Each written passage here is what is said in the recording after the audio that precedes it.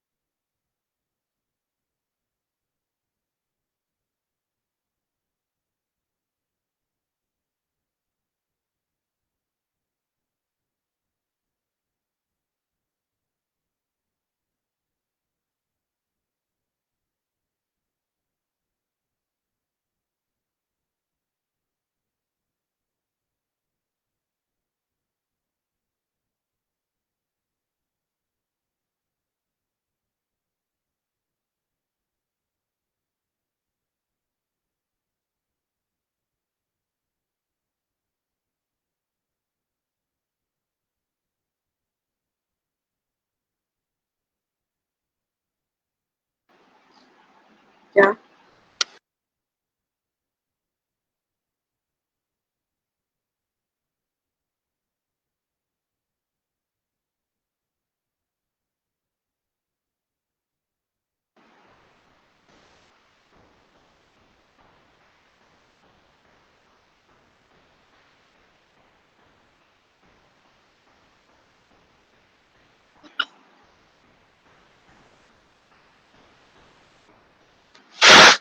Sir voice नहीं आ रही।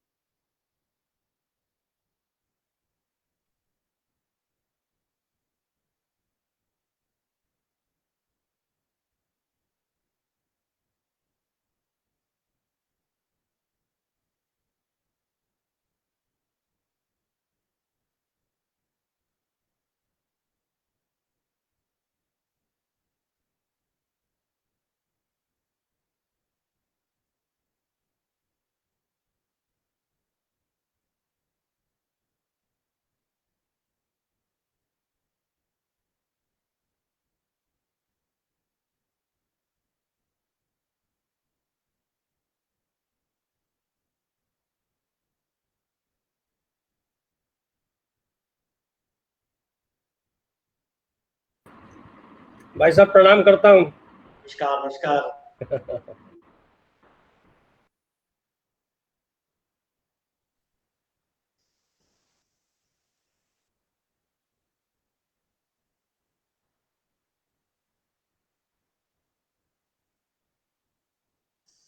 शेफाली जी कहाँ है शेफाली जी?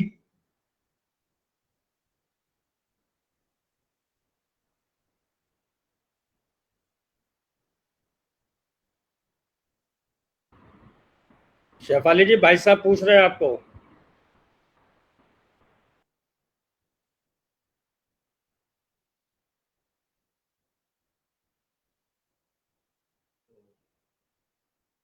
ये इसको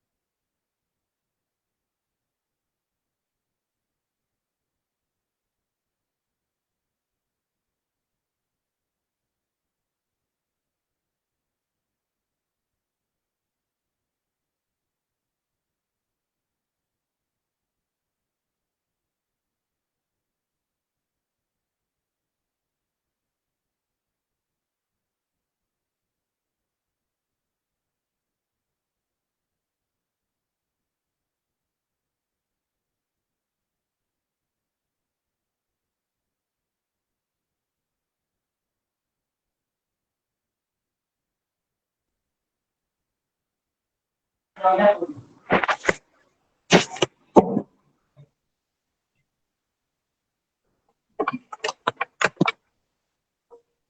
नमस्कार, सभी को नमस्कार। उम्मीद है मेरी आवाज आप सब लोगों तक पहुंच रही होगी।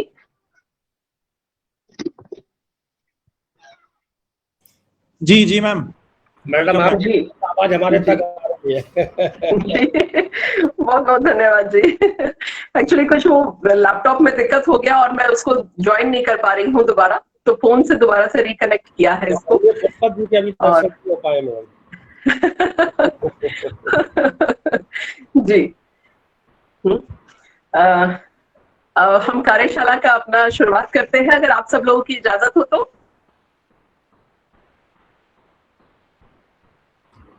उम्मीद करती हूँ अतुल भाई जी भी इसमें हमारे साथ जुड़ चुके हैं, क्योंकि फोन पे सब लोग विजिबल नहीं हो पा रहे हैं मुझे। जी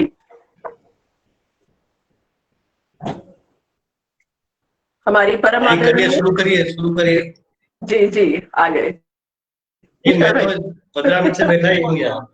जी मैंने देखा था तब आपको, पर लैपटॉप से नहीं दिख रहे थे। लैपटॉप से तो दिख पा रहे थे, फोन से नहीं दिख पा रहे थे। कुछ काम करने लगा तो बंद कर दिया मैंने वो वीडियो। जी जी जी हमारे परम आदरणीय अतुल कोठारी भाई जी, जो कि शिक्षा संस्कृति उत्थान न्यास को पूरे देश भर में संभाल रहे हैं, देख रहे हैं, और राष्ट्रीय सचिव हैं शिक्षा संस्कृति उत्थान न्यास के। हमारे बीच में उपस्थित हमारे माननीय professor Kumar Ratnam ji, member secretary Indian council of philosophical research से, डॉक्टर पीयूष चौधरी जी और डॉक्टर सुषेम दुबे जी हमारे साथ उपस्थित इस कार्यशाला में, सभी श्रोतागण, और इन एब्सेंशिया मैं स्वागत करती हूँ हमारी कुलपति महोदया, हमारी परम आदरणीय प्रोफेसर सुषमा यादव जी का। आज अचानक से मीटिंग आने के कारण वो हमें जुड़ नहीं पाए हैं। स्टेट गवर्नमेंट ने वाइस चांसलर्स की मीटिंग कॉल कर ली थी, तो उसी में है, अभी थोड़ी देर में वो समाप्त हो जाएगी और वो हमारे साथ जुड़ेंगे। आप सब लोगों का मैं इस कार्यशाला में स्वागत करती हूँ, अभिनंदन करती हूँ। ये कार्यशाला इस समय पर मुझे ऐसा लगता है, करते तो हम पहले भी आए हैं, इस तरह की कार्यशालाओं को हमने करवाया है और लोगों ने उसको हमेशा ही सराहा है, क्योंकि ये बहुत ही प्रैक्टिकल रहती है, उन लोगों को जिंदगी के कुछ ऐसे अपने आप को स्वस्थ रखने के ऐसे नए आयामों से अवगत कराती है जिनको वो केवल सुनते थे पर कभी जीवन में उतारने का समय नहीं मिलता था। इसके बाद वो उसे अपनी जिंदगी का एक हिस्सा बनाकर चलते भी आए हैं।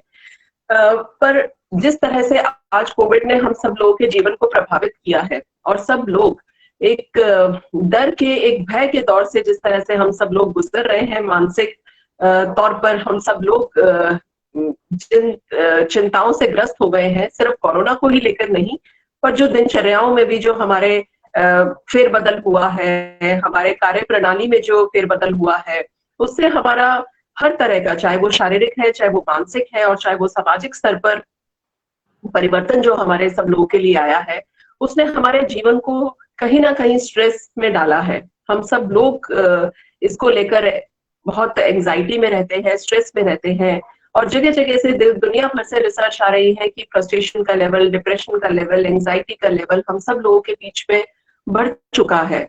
तो हमें लगा कि जहाँ जो शिक्षक हैं वो लोग भी कहीं इससे अछूते नहीं हैं। पहले तो क्लास लेना, बच्चों को संभालना, और बच्चों के साथ टीचर का एक मानसिक स्तर के ऊपर एक बहुत सुंदर एक रिश्ता होता है, स्नेहबद्ध रिश्ता होता है, जो वो ऑनलाइन क्लासेस के थ्रू भी नहीं निभा पा रहा, बच्चे भी नहीं जुड़ पा रहे।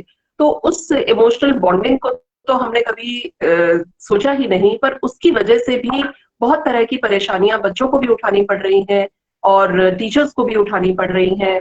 जिनको टेक्नोलॉजी नहीं पता थी वो आज टेक्नोलॉजी सीख के काम कर रहे हैं, तो ये भी एक प्रेशर उनके ऊपर बिल्ड हो गया। तो बहुत तरह के प्रेशर्स अब एग्जाम्स के रिजल्ट का तैयार करने का, और बहुत तरह के प्रेशर्स उनके जीवन में हर प्रकार से आए हैं। तो इसी चीज को ध्यान में रखते हुए इस कार्यशाला को रखा गया कि किसी तरह से भी हम अगर यहाँ पर उनका इस तरह का स्ट्रेस का लेवल हम किस तरह से कम कर सकते हैं, हम सब जानते हैं कि योग और जो है इसके माध्यम से हम बहुत कुछ जीवन में पा सकते हैं, पर अपने लिए समय निकालना तब संभव हो पाता है जब हम उसे निश्चित तौर से बांध देते हैं। तो कार्यशाला के थ्रू हम बंध जाते हैं और अपने लिए थोड़ा समय निकाल पाएंगे। इसी उम्मीद के साथ इस 1 हफ्ते की कार्यशाला को रखा है और निवेदन हम ये भी करेंगे कि जो आज हमारे साथ लोग जुड़ रहे हैं और जो पूरे हफ्ता हमारे साथ जुड़े रहेंगे, वो लोग अपने इस दिनचर्या को खत्म ना करें, इसको बनाए रखें। इसलिए हमने जो कल से सत्र रखा है वो सुबह 8 बजे का रखा है कि 8 बजे अगर आप आसन और योग की और ध्यान की प्रक्रिया में बैठते हैं तो उसको आगे आप 1 घंटा अपने जीवन के अंदर आगे कंटिन्यू करते रहें, जिससे आपको एक लॉन्ग टर्म बेनिफिट्स इससे मिल सकते हैं। तो ये सोचकर जो हमने कार्यशाला रखी है, इसके अंदर मैं आभार व्यक्त करना चाहूंगी Indian council of philosophical research का, जिन्होंने हमारे साथ जुड़कर और हमें इसमें स्पॉन्सरशिप भी देकर और इसको बनाने में और क्रियान्वित करने में जो अपना सहयोग दिया है और इसको करने का हमें जो मौका प्रदान किया है, उसके लिए मैं रत्नम जी का बहुत बहुत धन्यवाद करती हूँ और आभार प्रकट करती हूँ कि वो हमें इस तरह का मौका पुनः उन्होंने दिया है। और इस कार्यशाला के बारे में थोड़ा सा मैं बताना चाहूंगी। इस कार्यशाला के दौरान हम सुबह आसन और आसनों के द्वारा हम इसको समझेंगे, पर हमने इसको नाम योगा नहीं दिया, योग दिया है, क्योंकि ये हमारे ही देश की उपज है। यहीं से हजारों साल से लोग इसके साथ जुड़ते चले आए हैं, पर हम जब चीजों को परिवर्तित कर देते हैं और बाहर से ले आते हैं तो उसकी क्रेडिबिलिटी हम मानते हैं।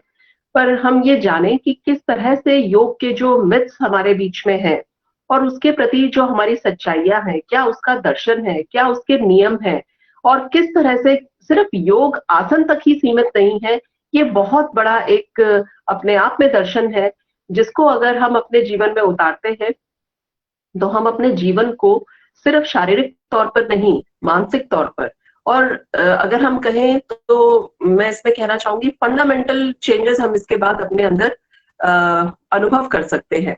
तो इन सारी जो हमारी मिथ्स हैं इसको लेकर और जो इसको लेकर हमारी सारी सच्चाइयां हैं, भारतीय दर्शन से हम योग किसको कहते हैं और कैसे किया जाना चाहिए और कैसे हमारे जीवन के अंदर इसमें परिवर्तन आएगा, इसके ऊपर भी हमने इसके अंदर एक सेशन हमने रखा है। इसके अलावा इसके अंदर कुछ डॉक्टर्स हमारे साथ जुड़ेंगे, जो कि जैसे डॉक्टर मनोहर भंडारी जी हैं, वो हमारे साथ यहाँ पर भी अगर जुड़े हुए हैं तो मैं नमस्कार करती हूँ और आपका स्वागत भी करती हूँ। और डॉक्टर प्रीति तंबत जी हैं इंदौर से, वो भी प्रैक्टिस करते हैं। डॉक्टर पीयूष जी हैं, ये भी हमारे आयुर्वेदिक चिकित्सक हैं। इस तरह से और भी हमारे साथ जुड़ने वाले लोग हैं, जो हमारे जो दिनचर्या है, जो हमारा खाना पीना है, जो हमारे पंचकोश है, उनको लेकर हमें सब चीजों के बारे में बताएंगे, ताकि हम अपने जीवन के अंदर क्या अपनाएं और क्या ना अपनाएं और कैसे हमें करना है। और हर चीज हर एक के लिए नहीं लगती है, इसलिए क्या चीज हमारे लिए सुटेबल रहेगी, इसके लिए प्रश्न उत्तर का भी एक सेशन हमने इसमें रखा है। आज सोशल मीडिया के माध्यम से हमारे पास बहुत सारी जानकारियां आती रहती हैं, सूचनाएं आती रहती हैं, पर सभी जानकारी क्या हमारे लिए ठीक है, क्या वो रिलायबल है, क्या हम उसके ऊपर यकीन करें। हम आंख बंद करके आजकल हर वो चीज फॉलो कर रहे हैं जो भी हमारे पास आ जाता है, पर जरूरी नहीं कि जितनी चीजें हमारे पास आ रही हैं वो हमारी शरीर के हिसाब से या जो जानकारी ही हमारे पास आ रही है वो सही भी हो। तो इन सारी चीजों को लेकर भी एक सत्र हमने इसमें रखा है, जिसमें हम आपको ये बताएंगे कि कुछ जानकारियां जो आपके साथ सोशल मीडिया पे शेयर होती है वो जरूरी नहीं है कि वो आपके लिए भी कारगर हो या वो सही भी हो। तो कुछ इस तरह की जो चीजें हैं उनके लिए जो आपके एक मिथ्स और क्रिएट हो गए हैं, उनको भी दूर करने का प्रयास इसमें हम करेंगे। तो जो हमारी कार्यशाला चलेगी वो सुबह 8 से 9 योगासन और ध्यान के ऊपर चलेगी, और उसके बाद हम आपको बताएंगे कि घर में हमारे घरेलू जीवन में या योग क्या है, उसके प्रिंसिपल क्या है। ऐसे एक सत्र 9:30 बजे ब्रेक देकर कि आप भोजन वगैरह करके फिर लौट आए। 9:30 बजे से फिर सेशन 11 बजे तक चलेगा। 11 बजे के बाद हम आपको कुछ ऑनलाइन एक्सरसाइजेस में भी व्यस्त रखेंगे, जैसे कि हमारा HRDC का रूल है कि हम 6 घंटे जरूर लगाते हैं एक कार्यशाला को, तो उसके माध्यम से हम जुड़े रहेंगे 1 बजे तक। और इसमें कई इस तरह की भी हमने रखने की कोशिश करी है जहां पे हम आपका स्ट्रेस जो है थेरापीज के थ्रू रिलीव कर सके, जैसे कि ECA की थेरेपी रखी है, इकोकार्डियो थेरेपी है वो, जिसमें ध्यान के माध्यम से या उसको एक प्रक्रिया है जिसके माध्यम से शरीर का सारा तनाव निकाला जा सकता है, दूर किया जा सकता है। और इसी तरह से कुछ हमारी पिछली ऐसी मेमोरीज होती हैं जो हमें परेशान करती रहती हैं, हमारे जीवन को आगे बढ़ने नहीं देती हैं, तो उसके ऊपर भी मेमोरीज के ऊपर भी उसके ऊपर भी थेरेपीज के सेशन हमने रखे हैं। तो और सुदर्शन क्रिया का भी सिखाना और उसको प्रैक्टिस करना आप खुद किस तरह से कर पाएंगे उसके ऊपर भी सेशन है। तो कोशिश हमने ये किया है कि 1 हफ्ते में हम जितना आपको इन सत्रों से आपको लाभान्वित कर सके उतना हमारा प्रयास रहा है। और मैं उम्मीद करती हूँ कि इन प्रयासों में हम आप सब लोगों के सहयोग से सफल भी होंगे और कुछ करवा पाने की और जो हमारी मंशा है और आपको कुछ दे पाने की जो हमारी इच्छा है उसमें हम प्रयास करके आपको कुछ दे पाएंगे। हमारे इस वर्कशॉप में डॉक्टर पीयूष चौधरी जी और डॉक्टर सुषेम प्रोग्राम ऑफिसर ICPR, ये दोनों ही कोऑर्डिनेटर के तौर पे हमारे इस वर्कशॉप में जुड़े रहेंगे।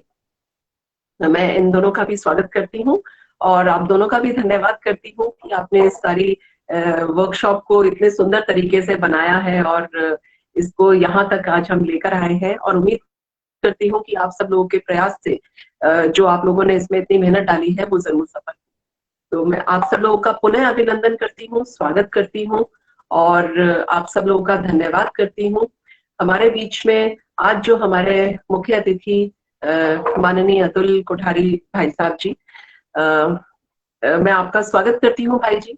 आपने हमें बहुत चीजों को लेकर प्रेरणा दी है। अभी कुछ दिन पहले भी जब आपसे बात हो रही थी, सबसे ज्यादा अच्छी बात जो हमें इनसे बात करके मिलती है वो है कि एक सकारात्मक ऊर्जा का प्रवेश ये करवाते हैं आपके अंदर और हमेशा ये समाधान की बात करते हैं। समस्याओं को जब हम लेकर जाते हैं तो हमेशा ही इनका ये कहना होता है कि समस्याएं तो चारों तरफ है, बात समाधान की करें। और इसी चीज को लेकर जो इन्होंने देश भर में बहुत प्रकार के शिक्षा के क्षेत्र में, भाषा के क्षेत्र में और अन्य सामाजिक कार्यों के क्षेत्र में जो जितने भी इनके कार्यक्रम चलते हैं या जो भी ये प्रयास करते हैं उसमें हमेशा समाधान ही ढूंढने को मिलता है। समस्याओं का वर्णन नहीं होता, समाधान का वर्णन होता है। और इसी के ऊपर आपने बहुत सारी जो बुक्स लिखी हैं और बहुत सारी पत्रिकाएं जो यहाँ से छपती हैं उसके माध्यम से भी हमें एक सकारात्मकता का एक स्रोत वो हमारे लिए बन जाती हैं, जिनको पढ़कर हमें ऐसा लगता है कि अभी बहुत कुछ है करने के लिए इस समाज में। जितना हम दे पाए अपने जीवन में हम प्रयास करेंगे कि हम उतना इसमें दें। तो हमें प्रेरणा देने के लिए हमेशा आपका बहुत बहुत धन्यवाद है भाई जी। हम आपका इस मंच पे पुनः स्वागत करते हैं और कुमार रत्नम जी का भी मैं स्वागत करती हूँ। आपके जो प्रयासों से आज हम इस कार्यशाला को कर पाए हैं और जैसे ही किसी भी अच्छी चीज को लेकर इनसे बात करते हैं तो इतने एक्साइटेड आप खुद हो जाते हैं और वो पैशन जो आप हमें ट्रांसफर करते हैं उससे हम इंस्पायर होकर कुछ कर पा रहे हैं। आपका इसमें बहुत बहुत स्वागत है प्रोफेसर रत्नम जी। और मैं आपका धन्यवाद भी देती हूँ, ICPR का भी धन्यवाद देती हूँ कि उन्होंने हमें ये मौका प्रदान किया।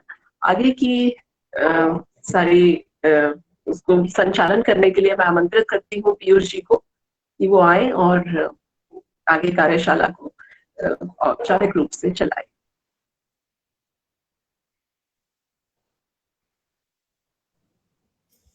बहुत बहुत धन्यवाद डॉक्टर शेफाली मैम। इस कोरोना की संकट की घड़ी में भी आप वर्क फ्रॉम होम के माध्यम से उत्कृष्ट कार्य कर रही हैं और HRDC ने पिछले कुछ समय में बहुत अच्छे कॉन्फ्रेंसेस और वर्कशॉप्स का भी सफल आयोजन किया है। इसका श्रेय भी आपको ही जाता है नेचुरली। इस 7 दिवसीय योग कार्यशाला में जो आपने इसकी जानकारी दी है सबके साथ साझा की है। तो बहुत ही अच्छा लेआउट प्लान है इस वर्कशॉप का, और ऐसा मुझे उम्मीद है और आशा भी है कि सभी प्रतिभागियों को इसका बहुत बेनिफिट होगा। आपका धन्यवाद मैम।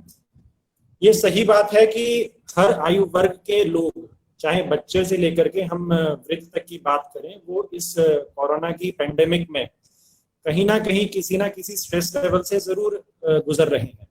और इस स्ट्रेस को घर पे रह करके हम किस तरह से दूर कर सकते हैं, वो केवल एक योग अभ्यास ही है, जो नित्य योग अभ्यास हम करते हैं। उससे हम तनाव को दूर करने में, कम से कम मानसिक तनाव को दूर करने में नित्य योग अभ्यास बहुत सहायक सिद्ध होता है। आगे बढ़ते हैं। जो हमारा ये इनॉग्रल सेशन है, इसमें हमारे विशिष्ट अतिथि हैं प्रोफेसर कुमार रत्नम जी। सर नमस्कार। सबसे पहले मैं आपको धन्यवाद करना चाहूंगा इस कार्यशाला के आयोजन के लिए, प्रोत्साहित करने के लिए एवं पूर्ण रूपेण सहायता करने के लिए। प्रोफेसर कुमार रत्नम जी, आप वर्तमान में मेंबर सेक्रेटरी हैं Indian council of philosophical research के। मेरे पूछने की आवश्यकता नहीं है, समय बहुत हो गया है, पर्याप्त है। मैं बस एक इतिहास का देता हूँ, पर्याप्त है। ठीक है, मैं आपसे निवेदन करता हूँ, प्लीज आप हमें हमारा मार्गदर्शन हमें दें। धन्यवाद Piyush ji. First of all, I am wonderstruck to see the poster of this workshop that is in Angla Bhasha. So I supposed to speak English or bilingual or mix और भारतीय भाषा है, क्योंकि भाई परम श्रद्धेय पूज्य अतुल जी के सामने अंग्रेजी भाषा में बोलना की दृष्टता तो कम से कम मैं नहीं करूँगा क्यों क्षमा योग्य नहीं है। मानव संसाधन विकास केंद्र भक्त फूल सिंह महिला विश्वविद्यालय के तत्वाधान में भारतीय दार्शनिक अनुसंधान परिषद के सहयोग से आयोजित इस 7 दिवसीय कार्यशाला के उद्घाटन सत्र में आज के कार्यक्रम के हमारे मुख्य अतिथि, मुख्य वक्ता पूज्य अतुल भाई जी कोठारी, जिनका हमें सदैव मार्गदर्शन, निर्देशन और सकारात्मक सोच की दृष्टि के साथ कार्य करने के लिए प्रेरणा मिलती है। मैं ऐसे मुख्य अतिथि को पाकर भारतीय इतिहास अनुसंधान परिषद एवं दार्शनिक अनुसंधान परिषद की ओर से कृतज्ञता ज्ञापित करता हूं कि आपने अपने बहुमूल्य समय में से कुछ क्षण हमारे लिए निकाले और इस मार्गदर्शन के लिए उपस्थित हुए। कार्यक्रम की इस व्यू रचना में संलग्न अनुपस्थित अन्य कारणों से माननीय कुलपति जी का भी मैं आभार व्यक्त करता हूं कि उन्होंने हमें इसमें सहयोग करने के लिए अपना सहमति दी। और इस मानव संसाधन विकास केंद्र की निदेशिका बहन शेफाली जी, समन्वयक पीयूष जी एवं ICPR के कार्यक्रम अधिकारी सुशील जी। अगर हम इस ये वर्कशॉप कार्यशाला को आंग्ल भाषा में देखते हैं तो उसका टॉपिक है managing stress in covid through योग एंड लाइफस्टाइल। जब इसका हिंदी रूपांतर करते हैं तो हम देखते हैं कि योग और जीवन शैली के माध्यम से कोविड-19 में तनाव प्रबंधन, यानी दोनों ही रूप से हमें 4 कंपोनेंट्स इसमें दिखलाई पड़ती हैं, 4 घटक दिखलाई पड़ते हैं। अगर हम अंग्रेजी से बात करें तो managing stress, it is a very important area of the studies in the present scenario. Matters little this is not concerned with this particular pandemic period. यदि हम हिंदी भाषा में बात करें तो इसका पहला कंपोनेंट हो जाता है योग और जीवन। चूँकि मैं हिंदी भाषा में ही प्रयास करूँगा बोलने का, तो इस दृष्टि से हमें पहले समझना होगा कि योग क्या है, व्हाट इज़ योग। जैसा कि शेफाली जी ने कहा कि अब अंतर्राष्ट्रीय स्तर पर इसकी स्वीकृति हुई है और योगा के रूप में इसका पाश्चात्य देशों में स्वीकार किया जाता है, लेकिन भारतीय परिप्रेक्ष्य में योग एक बहुत बृहत अवधारणा है। योग का तात्पर्य केवल आसन, प्राणायाम या शारीरिक समृद्धि के लिए किए गए उपक्रमों से नहीं है।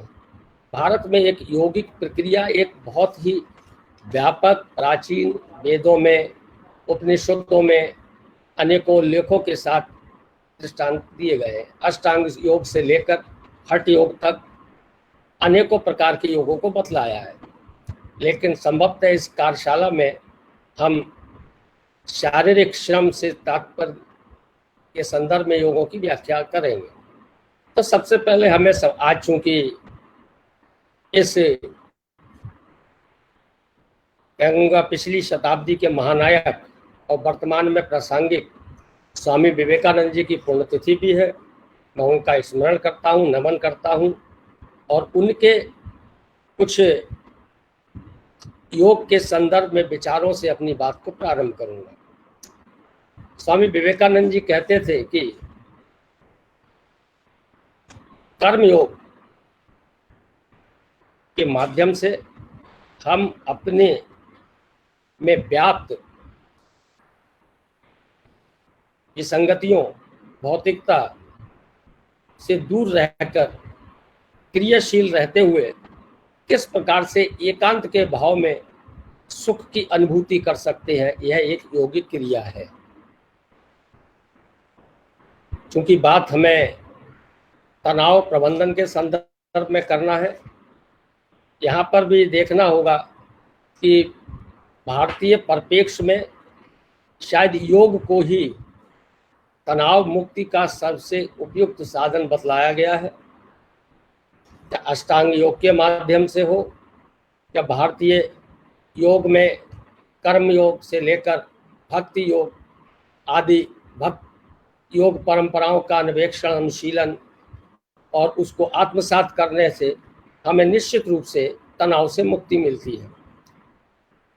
वर्तमान परिप्रेक्ष्य जिसकी कोविड-19 के रूप में या वैश्विक महामारी के रूप में हम संदर्भित कर रहे हैं, उसके संदर्भ में उत्पन्न तनाव को लेकर योग और जीवन पद्धति या जीवन शैली को की उपादेयता को सिद्ध करने का उद्देश्य संभवतः इस कार्यशाला का है।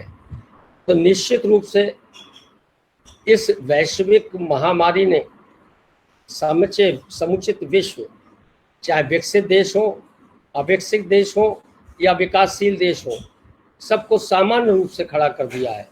आज समस्त मानव असंतोष, आक्रोश, असमंजस और भय की स्थिति, मानसिक स्थिति में रह रहा है।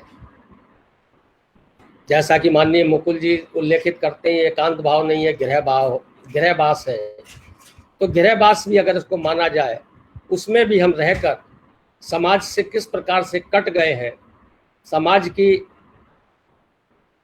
चिंताओं का मन में है, लेकिन हम शारीरिक रूप से उसमें संलग्नता ना होने के कारण जो तनाव उत्पन्न हो रहा है, समाचार पत्रों में, प्रिंट मीडिया में बढ़ते हुए इस वैश्विक महामारी की मृत्यु दर, उसके आंकड़े हमें भयभीत करते हैं, जिससे समग्र विश्व एक तनाव की स्थिति में है। जैसा कि मैंने पूर्व में कहा कि तनाव प्रबंधन वर्तमान में एक वैशिष्ट संकाय विषय या अध्ययन का बहुत बड़ा क्षेत्र बन चुका है।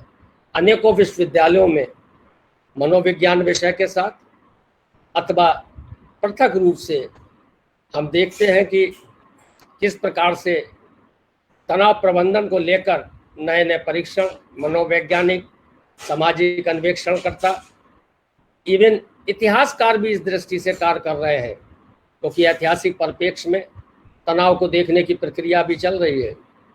क्योंकि आज जो वैश्विक महामारी की स्थिति में जिस प्रकार का वातावरण निर्मित हुआ है, निश्चित रूप से वह कल इतिहास में परिवर्तित होगा। इस दृष्टि से जो तनाव प्रबंधन एक बहुत महत्वपूर्ण अध्ययन का क्षेत्र विकसित हुआ है, उसकी उपयोगिता इस वर्तमान वैश्विक समय में हम स्थापित कर किस प्रकार से इस तनाव से मुक्त हो सकते हैं।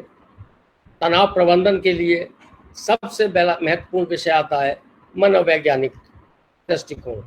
जब मनोवैज्ञानिक स्थिति में हम निराशा की स्थिति में हैं, तो उन कारणों का हमें विश्लेषण करना होगा या उनको ढूंढना होगा जो हमें इस निराशा की स्थिति से आशा की ओर ले जाएं।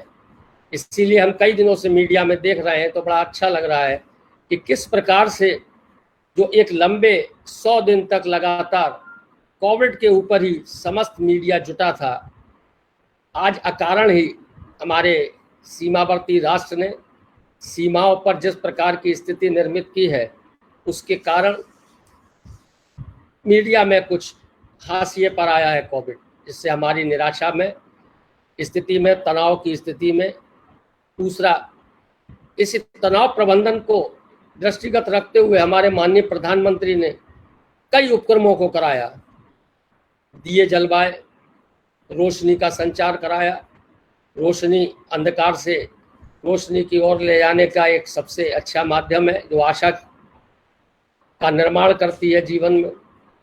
ध्वनि कराना, शंख बजाना, ये सारे के सारे उपक्रम उसी तनाव प्रबंधन की ओर इंगित करते हैं, जिसको दृष्टिगत रखते हुए माननीय प्रधानमंत्री जी ने कई उपक्रमों को कराया। तो कहने का तात्पर्य है कि जहां आज समस्त वैश्विक परिदृश्य अपनी भौतिकवादिता से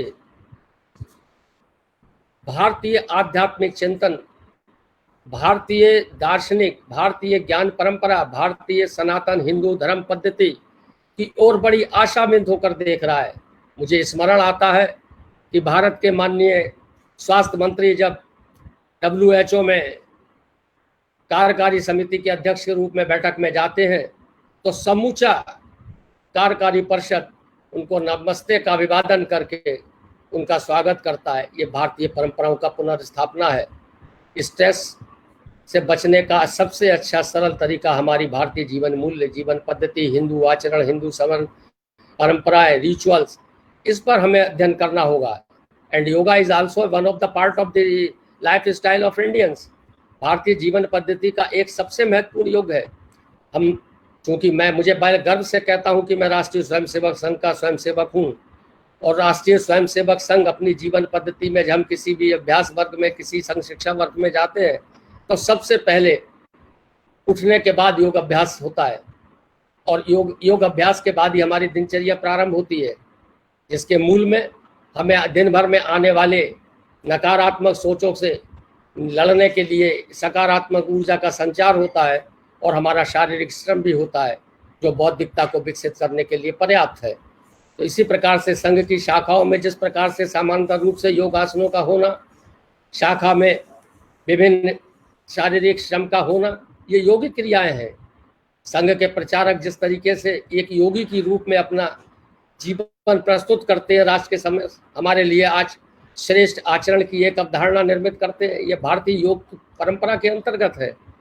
हमारे सामने परम पूज्य आदरणीय भाई कोठारी जी बैठे हैं, इनके जीवन को देखकर किसी योगी से कम हमें अनुभव नहीं होता है। इस प्रकार से अनेकों प्रचारक जिन्होंने जीवन दिया है, वो अपने को एक योगी के रूप में प्रदर्शित करते हैं। और निश्चित रूप से जैसा कि बहन शेफाली ने अभी कहा, जिनके पास भाई साहब के पास कभी भी जाओ किसी भी प्रश्न को लेकर, तो उसके निराकरण को लेकर चिंता करते हैं, उसको समाधान की बात करते हैं, कहते हैं चिंताएं तो बहुत है, यही एक योगी होता है, यही योग है, यही एक कर्म योग है। शायद इसी कर्म योग के माध्यम से हम वर्तमान वैश्विक संकट में असंतोष, आक्रोश, असमंजस, निराशा से बचने के लिए हम मानसिक योग और शारीरिक योग दोनों को अपनाना होगा। हमारी जीवन पद्धति को केंद्र में रखकर, सनातन काल से आज कोई नई परंपरा भारतीय हिंदू परंपरा नहीं है। हम किसी भी धार्मिक संस्कार में भगवान पर पुष्प भी अर्पित करते हैं तो तत्काल हम कहते हैं हस्तम पर छल्यामी, हाथ को धोते हैं, स्वच्छता को प्रथम। स्वच्छता हमारे जीवन का अभाज्य अंग है भारतीय हिंदू जीवन पद्धति का। तो इस प्रकार से जो भी हमारी मान्यता है, हमारे परिवार में कोई विशिष्ट व्यक्ति बाहर से आता है तो स्वच्छता को दृष्टिगत रखते हुए उसकी पादुकाओं को बाहर रखाना, उसके हाथों को पैरों को धुलवाना, भोजन से पूर्व भोजन मंत्र करना, जीवन में इस प्रकार की योगिक क्रियाएं भारतीय सनातन हिंदू परंपराओं में ही विद्यमान है। मैं तो ये कहूँगा जीवन पद्धति में भी जब भारतीय हिंदू परंपराओं को समाहित कर लिया जाएगा तो निश्चित रूप से तनाव की कोई स्थिति प्राप्त नहीं होगी। कोई भी ऐसा योगी हमें तनाव में आज नहीं दिखलाई पड़ता है जो कि भारतीय सनातन हिंदू पद्धति से अपना जीवन व्यतीत करता है। संघ के परम पूज्य सर संचालक से लेकर समस्त प्रचारकों तक हम एक आदर्श के रूप में, एक योगी के रूप में हमारे सामने विद्यमान है। वह हमारी भारतीय जीवन पद्धति, जीवन संरचना, जीवन मूल्यों, जीवन संस्कारों। भारत तो चतुर्थ पुरुषार्थ का देश है जहाँ तनाव की कोई स्थान ही नहीं है। हम काम की कामना धर्म से पहले करते हैं। हम धर्म के माध्यम से अर्जित अर्थ को ही उपयोग के लिए मानते हैं, तो तनाव की स्थिति का निर्माण होना ही नहीं है। निश्चित रूप से वर्तमान में जिस प्रकार का वैश्विक वातावरण निर्माण हुआ है, उस वातावरण में हमें भारतीय जीवन के मूल्यों को, और मैं तो विशेष रूप से कहूँगा कि भारतीय हिंदू धर्म पर आधारित सनातन धर्म की जो मान्यताएं हैं, विचारधाराएं अनादिकाल है। भारत एकमात्र अजन्मा राष्ट्र है, जो जन्म लेता है उसका अंत होता है, यानी भारत एक अजन्मा राष्ट्र है, उसका अंत निश्चित नहीं है। सनातन चलने वाला चरवैती के सिद्धांत पर आधारित अवधारणा को लेकर क्रियाशील एक सांस्कृतिक इकाई के रूप में विकसित भारत राष्ट्र जिस प्रकार से हिंदू मान्यता को केंद्र में रखकर अपनी कूटनीति, अपनी विदेश नीति, अपनी गृह नीति का निर्माण में आज के परिप्रेक्ष्य में, इसीलिए पूरा विश्व भारत की ओर बड़ी आकांक्षाओं से देख रहा है।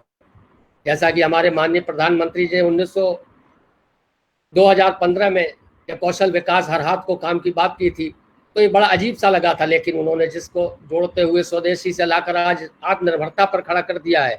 आत्मनिर्भरता या स्वदेशी किसी विदेशी वस्तुओं का बहिष्कार मात्र नहीं है, ये भारतीय जीवन पद्धति है। स्वदेशी में हमें भारतीय कपड़ों को स्वीकार नहीं करना, हमें अपने संस्कारों को स्वीकार करना, हमारे स्वदेशी मूल्यों को स्वीकार करना, हमें स्वदेशी जीवन पद्धति को स्वीकार करना है, हमें स्वदेशी आदर्शों को स्वीकार करके आत्मनिर्भर बनना है। निश्चित रूप से स्वतंत्रता के बाद जिस प्रकार से भारतीय परिदृश्य में एक अपेक्षाएं, आकांक्षाएं और राम राज्य की अवधारणा को लेकर कल्याणकारी राज्य की स्थापना किया जाना था। 1905 में महात्मा गांधी कुटीर उद्योग ग्राम आधारित व्यवस्था की ओर इंगित करते हैं, लेकिन उसके विरोध में हम देखते हैं कि हमारे तत्कालीन स्वतंत्र भारत के प्रधानमंत्री एक बदले हुए परिदृश्य में, जिनका भारतीय प्रतीकों, भारतीय मूल्यों, भारतीय जीवन पद्धतियों, भारतीय संस्कारों, भारतीय पूर्वजों के प्रति अज्ञानता थी, क्योंकि उनके कपड़े विदेशों में धुलते थे, उनका विदेश में उनका जीवन उनको आकर्षित करता था, वो त्याग की भावना से दूर थे। उन्होंने भारत को मैनचेस्टर बनाने का प्रयास किया। मैनचेस्टर बनाने में क्या हुआ, हम उत्पादकता पर केंद्रित हो गए। हमने विपणन को, भारतीय चिति को, भारतीय त्याग की भावना को, समर्पण को, और भारत को ऋण आधारित एक मानसिकता अवधारणा को लेकर चलता है। यहाँ पर विभिन्न प्रकार के ऋण बताए हैं, गुरु ऋण, पितृ ऋण आदि ऋणों की पर चर्चा होती है।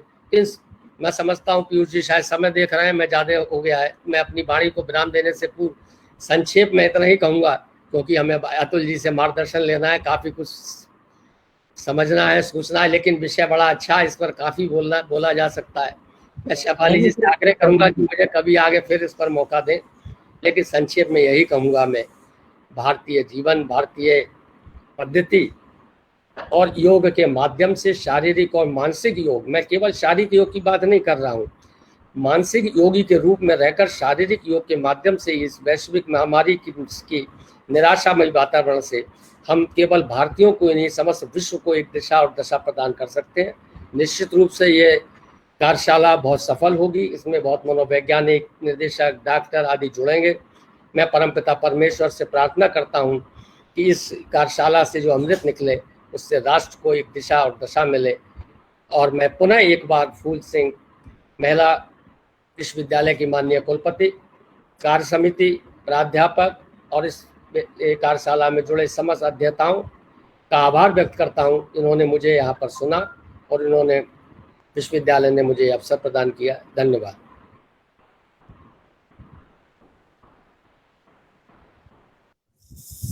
बहुत बहुत धन्यवाद प्रोफेसर कुमार रत्नम जी।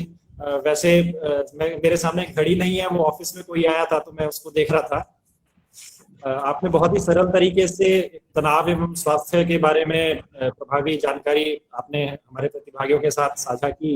योग किस प्रकार से हमारे स्वास्थ्य को एवं जीवन को प्रभावित करता है, इसका विस्तृत विवेचन भी आपने बताया।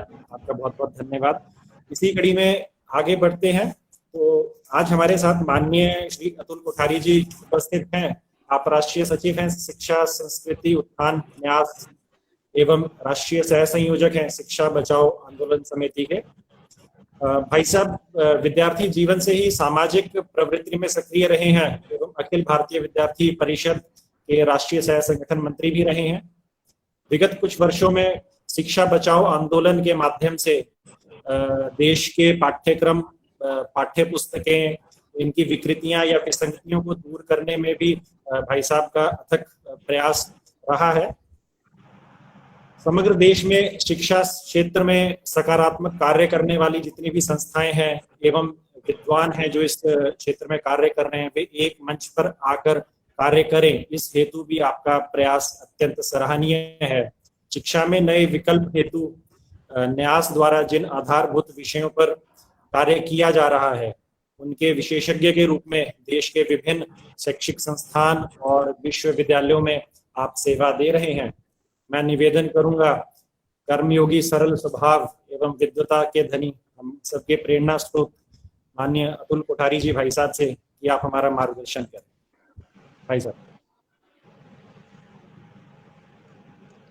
आज के इस 7 दिवसीय कार्यशाला के उद्घाटन सत्र के विशिष्ट अतिथि सम्माननीय कुमार रत्नम जी, मानव संसाधन विकास विभाग के निर्देशिका डॉक्टर सैफाली जी, मित्र पीयूष चौधरी जी, दुबे जी, डॉक्टर मनोहर भंडारी जी, इस कार्यशाला में प्रतिभागिता करने वाले ऐसे सभी विद्वान आचार्य बंधुओं और बहनों, सबसे पहले तो मैं एन सैफाली जी और रत्नम जी और इस विश्वविद्यालय के सम्मानीय कुलपति सहित सभी का आयोजकों का बहुत बहुत धन्यवाद करना चाहता हूं। एक अत्यंत महत्वपूर्ण विषय आज की परिस्थिति में इसकी हर मनुष्य को आवश्यकता है। ऐसे विषय पर आज ये 3 दिवसीय कार्यशाला का आयोजन किया गया है। ये बहुत ही एक उत्तम कार्य और साधुवाद के पात्र है। पिछले लगभग 4 महीनों से जब से ये चीनी कोरोना महामारी दुनिया भर में फैली तब से पूरा विश्व की मनुष्य जात एक प्रकार से भयग्रस्त है और समग्र विश्व के सामने बहुत बड़ी चुनौती है ये। इसलिए इस चुनौती का समाधान हमने तो करना ही है, साथ साथ इस चुनौती को क्या हम अवसर में बदल सकते हैं इसका भी विचार चिंतन और इसके आधार पर कार्य करने की आवश्यकता है। तो इसी परिप्रेक्ष्य में मैं मेरा विषय प्रस्तुत करने का प्रयास करूंगा। जिस प्रकार इस कार्यशाला का शीर्षक भी है और पूर्व वक्ताओं ने भी इस बात को दोहराया है कि तनाव मुक्ति की बात मूल है। स्ट्रेस में तनाव में है पूरे मनुष्य जात। कोई भी समस्या का जब समाधान चाहिए तो उसके कारण में जाना चाहिए कि तनाव का कारण क्या है। कारण में जाएंगे तो फिर समाधान की दिशा स्पष्ट हो जाती है। और जो कार्यशाला के सारे विषय है उसको अगर हम अलग अलग विषय के स्वरूप में देखें तो विषय अलग अलग लगेंगे, लेकिन एक समग्रता का दृष्टिकोण से एक होलिस्टिक अप्रोच से देखेंगे तो ये एक समग्रता की एक वैश्विक दृष्टि है कि जो भारत में योग और आयुर्वेद के द्वारा प्राप्त हो सकती है। तो ये समग्र दृष्टिकोण से किसी भी समस्या का समाधान समग्रता से देखने से ही समाधान प्राप्त होता है। आज हमारी शिक्षा व्यवस्था कुछ वर्षों से ऐसी हो गई कि हर बात का हम विचार करते हैं, तो इसलिए फिर बहुत सारी व्यवस्थाएं बढ़ जाती है, बहुत सारे विषय बढ़ जाते हैं और लोग उस जटिलता में फंस जाता है, तो कई बार इससे भी तनाव निर्माण हो जाता है। तो एक समग्रता की दृष्टि से इस समस्या को देखने का प्रयास करेंगे तो समाधान भी सहजता से मिल जाएगा। तो जिस प्रकार का एक वातावरण बना है उससे मनुष्य भय में आ गया और भय तनाव का कारण बनता है। तो इसलिए 2-3 छोटी छोटी बातें प्रारंभ करनी चाहिए। पहले तो मुझे लगता है कि एक तो समाचार पत्र, न्यूज़पेपर, उसको पढ़ना बंद करना चाहिए। मैंने जब से कोरोना महामारी हमारे यहाँ शुरू हुई भारत में, तो 22 मार्च से लगभग ये शुरू हुआ बंद वगैरह, लॉकडाउन, तब से हमने सारे समाचार पत्र बंद कर दिए। दूसरा, मैंने स्वयं के अनुभव से देखा कि कुछ दिन तो हम भी लगातार टीवी में, जिज्ञासा भी रहती है ना, तो समाचार देखते रहते थे। तो कुछ दिनों के बाद समझ में आया कि ये समाचार देखना बंद करना चाहिए, क्योंकि हर दिन नई नई बातें कोरोना की कुछ न कुछ आती है। इससे भी कोरोना होता है, इससे भी कोरोना होता है, इससे ये होता है। तो मनुष्य के मन चित्त में वही बातें घुमराती रहती है और फिर उसको वो तनाव निर्माण करती है। सपने में भी वही बात आती है। तो इस दृष्टि से दूसरा ये काम करना चाहिए कि टीवी में समाचार, न्यूज देखना बंद करना। ठीक है, दिन में एक आध बार महत्वपूर्ण समाचार जब एक साथ आ जाते हैं 15-20 मिनट में, उतना देख लेते तो पर्याप्त है। तो ये 2 छोटी छोटी बात मुझे लगती है हमने करने की आवश्यकता है। दूसरी एक महत्वपूर्ण बात मैं आपको कहूं कि हमारे देश के लोग कम तनाव में आए हैं दुनिया की दृष्टि से। जब ये कोरोना महामारी की जब एक तेज गति शुरुआत हो गई, तब अमेरिका में क्या हुआ, लोग बंदूकें खरीदने लगे, घरों में सामान भरने लगे, लेकिन भारत में नहीं हुआ। भारत में किसी ने बंदूकें नहीं खरीदी, भारत में किसी ने घरों में सामान नहीं भर लिया। तो भारत के लोग तुलना में कम तनाव में आए हैं। ये भी एक अपनी दृष्टि से महत्वपूर्ण बात है। ये जो कोरोना है क्या, इसकी सही समझ लोगों में देनी चाहिए, और कोरोना काल से होता है क्या और इसे कैसे बचा जा सकता है। अगर इनकी एक स्पष्ट कल्पना लोगों को दी जाए, कई बार अज्ञानता से भी तनाव निर्माण होता है मनुष्य। तो इधर उधर से जो बातें सुनते हैं, वो सुनी सुनाई बातों के आधार पर मनुष्य सोचने लगता है, फिर ये करे, वो करे, ये न करे, करे, ऐसे कई बातें मन में निर्माण होती है और मनुष्य असंतुलित, इम्बैलेंस, अविवेकी हो जाता है। तब इससे भी तनाव निर्माण होता है। तो पहली बात तो ये है कि जो भय निर्माण करने वाली जो बातें हैं, समाचार माध्यम, मीडिया, इससे दूरी रखना।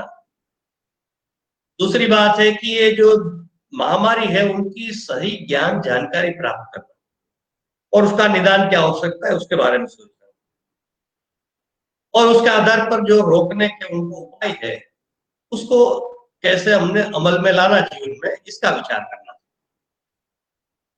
इस दृष्टि से विचार करेंगे तो ऐसी कोई भी महामारी आएगी तो हम बहुत स्थिर मन से, शांत चित्त से, स्वस्थ बुद्धि से उसका समाधान कर सकते हैं। जैसे आज 2-3 बातें प्रमुख रूप से देश और दुनिया में जो इसका सर्वे हुआ है, अध्ययन हुआ, कि जो मृत्यु हो रही है लोगों की, उसमें अधिक लोग बड़ी उम्र के लोग हैं या जिनको कुछ बड़ी बीमारियां हैं, बहुत साल से बीपी है, शुगर है या हार्ट का समस्या है, आदि आदि। तो ऐसे लोग जल्दी चपेट में आ जाते हैं। तो कारण क्या है कि बुजुर्ग लोग की, बूढ़े लोगों की ह्यूमैनिटी रोग प्रतिरोधक क्षमता कम होती है, और ये छोटे लोगों में भी हो सकती है, लेकिन तुलना में बड़े उम्र के लोगों में ये ज्यादा समस्या होती है। तो इस दृष्टि से पहली बात ये कि घर परिवार में जो भी बुजुर्ग बड़ी उम्र के लोग हैं, इनका हम लोगों ने विशेष ध्यान रखना है। उनकी रोग प्रतिरोधक शक्ति बढ़े, इसके लिए जो जो आवश्यक उपाय है वो प्राथमिकता से करना है। उनको सावधानियां भी ज्यादा रखनी है।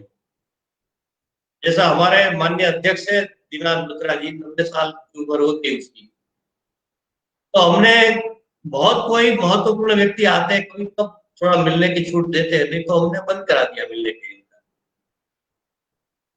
तो इसलिए ये जो बाहर से व्यक्ति छुआछूत की बीमारी जैसा है, तो उससे वो बचा जा सकता है।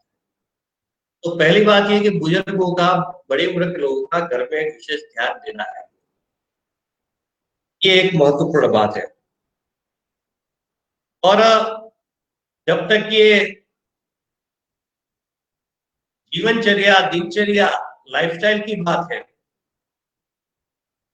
क्योंकि अभी तक तो कोई ये कोरोना महामारी की कोई वैक्सीन या दवा प्राप्त नहीं हुई है। हाँ, अभी अभी बाबा रामदेव जी ने एक कोरोना नाम की एक दवाई बाहर निकाली है, वो भी कहते हैं कि रोग प्रतिरोधक शक्ति बढ़ाने वाली वो दवाई है, तो इसका उपयोग कर सकते हैं अच्छी तरह से। लेकिन ये जो दिनचर्या, जीवनचर्या, लाइफस्टाइल की जहां तक बात है, तो एक विषय भी इसमें लिखा है कि आयुर्वेद के अनुसार दिनचर्या, लाइफस्टाइल, तो वो क्या है? यानी भारतीय जीवन दृष्टि, भारतीय जीवनचर्या, दिनचर्या वही आयुर्वेद की दिनचर्या, जीवनचर्या है।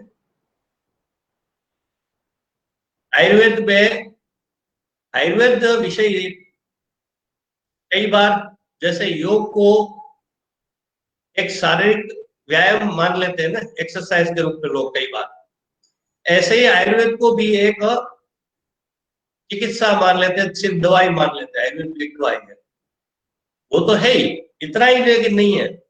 आयुर्वेद का तात्पर्य क्या है? आयु यानी साधारण उम्र के अर्थ में उपयोग करते हैं, लेकिन यहाँ जीवन के अर्थ में उपयोग होता है। और वेद यानी ज्ञान विज्ञान की बात है। तो जीवन का विज्ञान जो है वो आयुर्वेद है। और जो इनका प्रमुख ग्रंथ है चरक संहिता,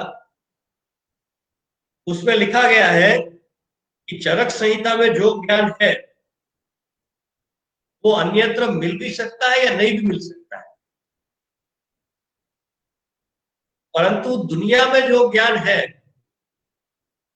वो सब कुछ चरक संहिता में मिल सकता है। ये आयुर्वेद है। यानी दुनिया में जितना ज्ञान है वो सब उसमें है, लेकिन दुनिया में आज ज्ञान नहीं है, वो भी आयुर्वेद में है। तो ये आयुर्वेद है। तो उसमें आयुर्वेद में गर्भ संस्कार से लेकर मनुष्य के मृत्यु के बाद की भी बात है। तो इतनी एक समग्रता की दृष्टि है, होलिस्टिक अप्रोच है। उसमें दिनचर्या, जीवनचर्या, खान पान, ये सब बातें उसमें है। तो आज ये चीनी कोरोना महामारी है, वो तो एक तात्कालिक समस्या है, लेकिन कुल मिलाकर हमारा जो स्वास्थ्य के सामने संकट है, उसका एक प्रमुख कारण है हमारी दिनचर्या, हमारी खान पान की पद्धति, हमारी रहन सहन। ये प्रमुख समस्या का कारण है। तो इस दृष्टि से जो ये कोरोना महामारी चुनौती भी है, अवसर भी है। तो अवसर किस दृष्टि से है कि ये जो हमारी भारतीय पद्धति की दिनचर्या, जीवनचर्या है, उससे हम बहुत दूर चले गए हैं। भारत के लोग ही बहुत दूर चले गए हैं। तो दिनचर्या, जीवनचर्या की ओर मुड़ने का एक बहुत अच्छा अवसर हमारे सामने है, और बहुत सारे लोग इस दिशा में प्रयास कर रहे हैं। तो दिनचर्या, एक स्वस्थ दिनचर्या किसको कहते हैं? लाइफस्टाइल कैसी होनी चाहिए, इसकी छोटी छोटी बातें बहुत गंभीरता से विचार करने की आवश्यकता है। कि रात्रि को जल्दी सोना, सुबह जल्दी जगना। लेकिन आज ये बात उल्टी हो गई है अधिकतर। दूसरी बात है कि अधिकतर लोग देश में रात को सोते समय मोबाइल लेकर सोते हैं और मोबाइल देखते देखते फिर सोने का प्रयास करते हैं। तो मेरी विनम्र प्रार्थना है सभी के कि सोने से एक आधा घंटा घंटा पहले टीवी और मोबाइल इसको बंद कर देना चाहिए। अन्यथा मैंने अनुभव सब किया है, मैं अनुभव की बात कर रहा हूं आपके सामने, कि जिस दिन मोबाइल ज्यादा चला लिया रात को, तो रात को नींद ठीक नहीं आती है, डिस्टर्ब नींद रहती है, कई प्रकार के विचार आते हैं मन में। तो इस दृष्टि से ये जो छोटी छोटी बातें हैं वो दिनचर्या जीवनचर्या में हमारी दृष्टि से और अपने घर परिवार में बच्चे भी ध्यान रखें, इसका विचार करने की आवश्यकता है। हमारी दिनचर्या जीवनचर्या वो पूर्ण रूप से आध्यात्मिक थी। आध्यात्मिकता का तात्पर्य क्या है? तो स्वामी विवेकानंद जी ने कहा था कि निस्वार्थ भाव से कोई भी कार्य करना वो आध्यात्मिक।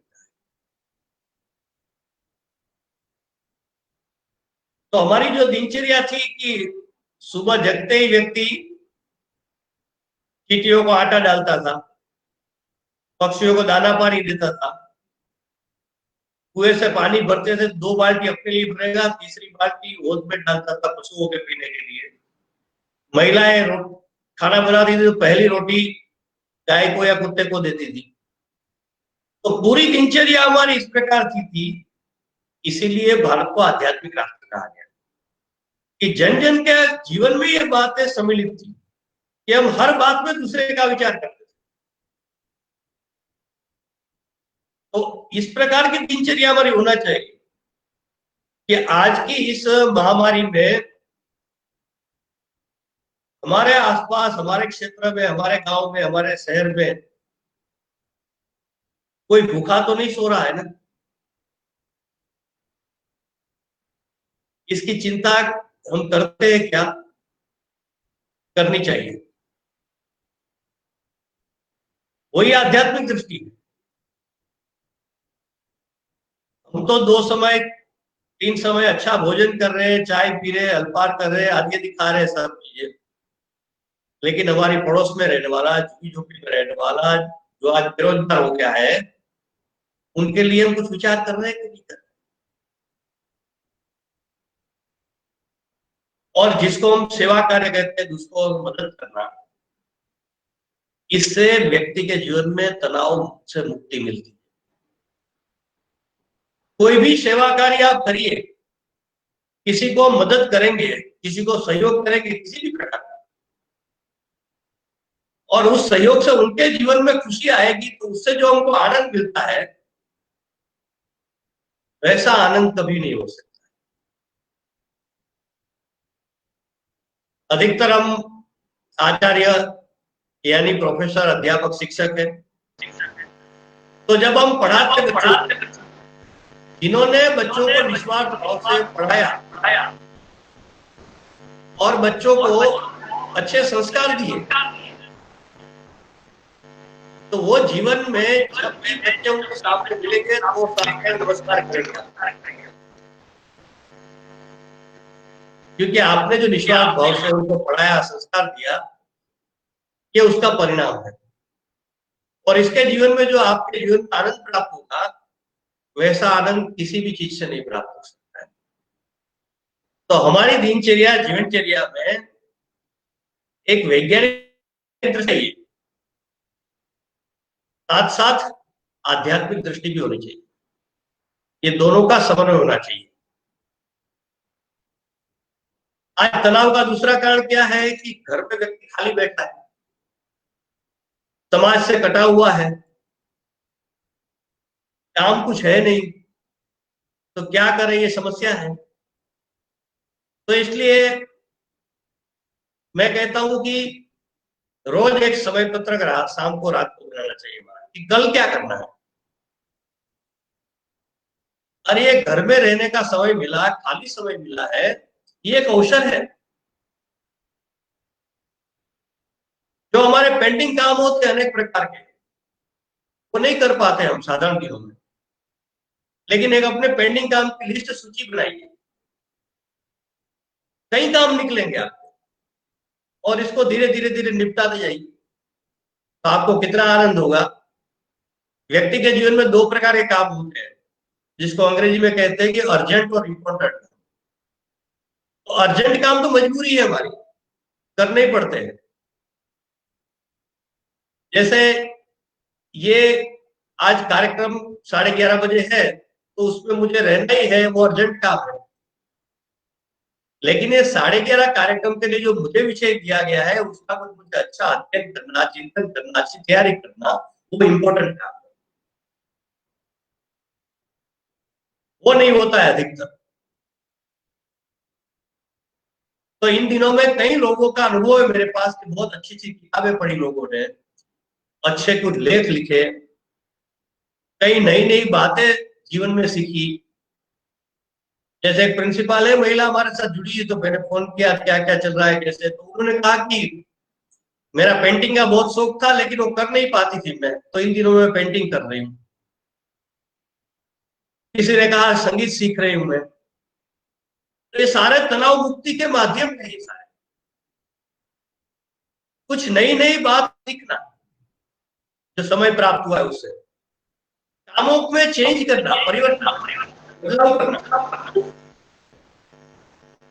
उदाहरण करके साधारण खाना, जरा भाई आपका म्यूट कर दीजिए।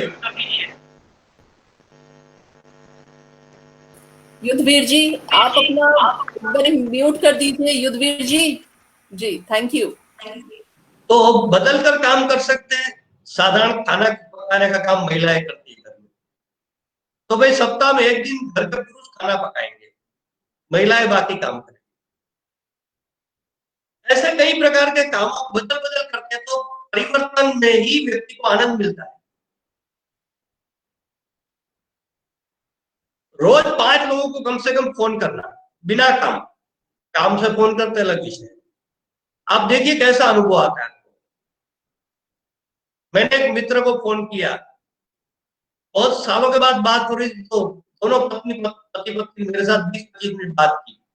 फिर मुझे उन्होंने कहा कि इस समय आपने फोन किया, इतना आनंद हुआ। एक मित्र को मैंने फोन किया, तो उन्होंने कहा कि भाई साहब रोज नहीं तो 50 फोन आते थे, अभी 5 भी नहीं आ रहे। तो व्यक्ति को फोन किसी का आता है और बिना काम तो अच्छा लगता है, आनंद मिलता है, मजा आता है। अकेलापन थोड़ा दूर होता है, शेयरिंग होता है आपस में। तो ये छोटी छोटी बातें हैं, लेकिन छोटी छोटी बातें ही बहुत महत्वपूर्ण होती है। छोटी छोटी बातें जीवन में धारण करने से बड़े बदलाव की दिशा में हम कदम बढ़ाते हैं।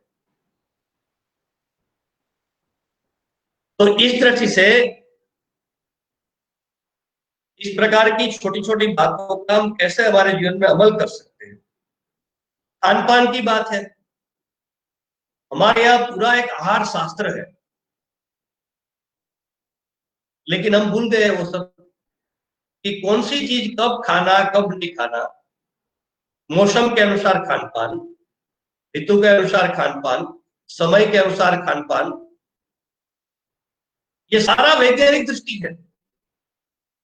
इसलिए कहते थे कि हमारा रसोई घर, किचन, वो हमारा चिकित्सालय था, क्योंकि खाना पकाने की पद्धति में भी वैज्ञानिक दृष्टि थी कि कौन सी सब्जी का किस वस्तु से छोंक लगाना है। ये अलग अलग सब चीजें थी। तो ये खान पान की जो चीज है, वो पूरी वैज्ञानिक दृष्टि है भारतीय खान पान पद्धति में। जैसे हम कहते हैं कि रात को दही नहीं खाना चाहिए, दूध और खट्टी चीज एक साथ नहीं खाना चाहिए। तो ये पूरा चिकित्सा की दृष्टि से, विज्ञान की दृष्टि से ये सब बातें महत्वपूर्ण है।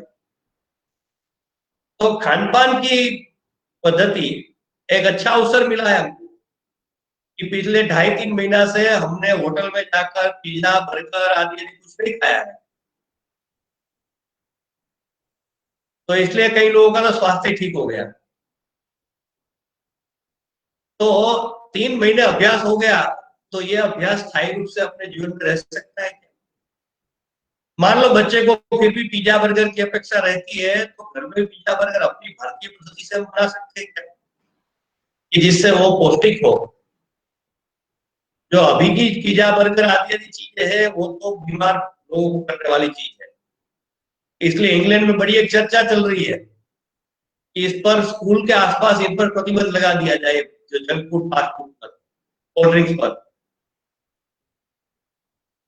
तो अभी 3 महीने से हमारा अभ्यास हो गया कि ये सब चीज हम नहीं ले रहे हैं, तो हमारा जीवन अच्छी तरह चल रहा है, कोई समस्या नहीं। तो ये अभ्यास स्थायी हमारे जीवन में हो सकता है क्या? तो इस पर एक विचार करने की आवश्यकता है।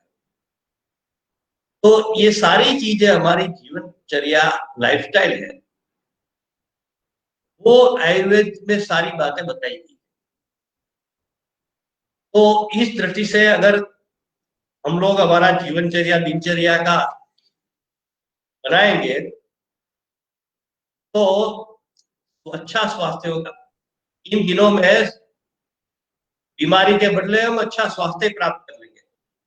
मैंने एक कुलपति कल एक कार्यक्रम के लिए निमंत्रण दे रहे थे मुझे उनके विश्वविद्यालय में, तो मैंने, क्योंकि उनको शुगर ज्यादा रहता है, बीपी रहता है, सब रहता था, तो मैंने कहा कैसा आपका स्वास्थ्य कैसा है वो बताइए। मैंने कहा तो भाई साहब वो तो बहुत कृपा ईश्वर की है कि घर में बैठे समय पर खान पान चलता है, इधर उधर कोई झंझट नहीं है, इसलिए स्वास्थ्य, बीपी, शुगर बहुत कंट्रोल में अच्छा।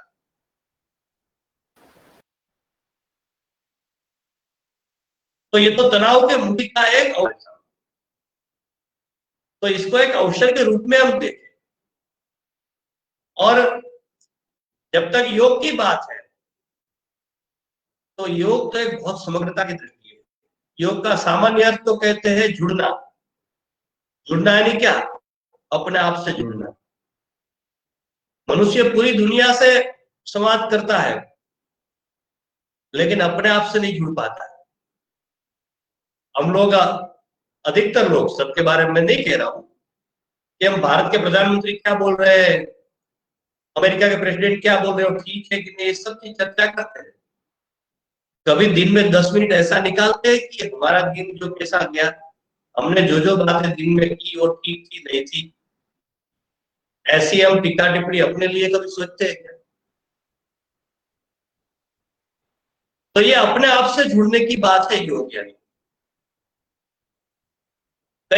हर ग्रंथों में, हमारे प्राचीन ग्रंथों में योग के कई संदर्भ से अलग अलग मंत्र दिए गए, श्लोक दिए गए, लेकिन सबका तात्पर्य लगी समान ही है। तो कहते हैं विद्वान की अपनी अपनी भाषा होती है, तात्पर्य लगभग एक ही होता है। लेकिन प्रमुख जो 2-3 बात है कि योग की जब बात करते हैं तो महर्षि पातंजलि ने जो अष्टांग योग की बात की है वो अत्यंत महत्वपूर्ण है। और उसमें उन्होंने कहा है कि योग से चित्त वृत्ति निरोधा, यानी चित्त की जो वृत्ति है, यानी चित्त इधर से उधर भटकता रहता है, उस वृत्ति को निरोध करना, यानी उसको, ये भटकते हुए चित्त को, अस्थिर चंचल चित्त को स्थिर, एकाग्र, शांत करना, यही योग है। भगवद गीता में कहा है कि योग कर्मसु कौशलम, यानी एक को योग पे नया नहीं सिखाता है, जो हम काम कर रहे हैं उसको कैसे कुशलता से, ठीक ढंग से करना, यही योग है। और कोई भी कार्य कुशलता से जब करना है, स्किलफुल करना है, तो बिना एकाग्रता, कंसंट्रेशन नहीं हो सकता। तो यही योग है। तो ऐसे अनेक शास्त्रों में योग के बारे में अलग अलग प्रकार की व्याख्या है, अलग अलग प्रकार की मंत्र श्लोक दिए गए हैं।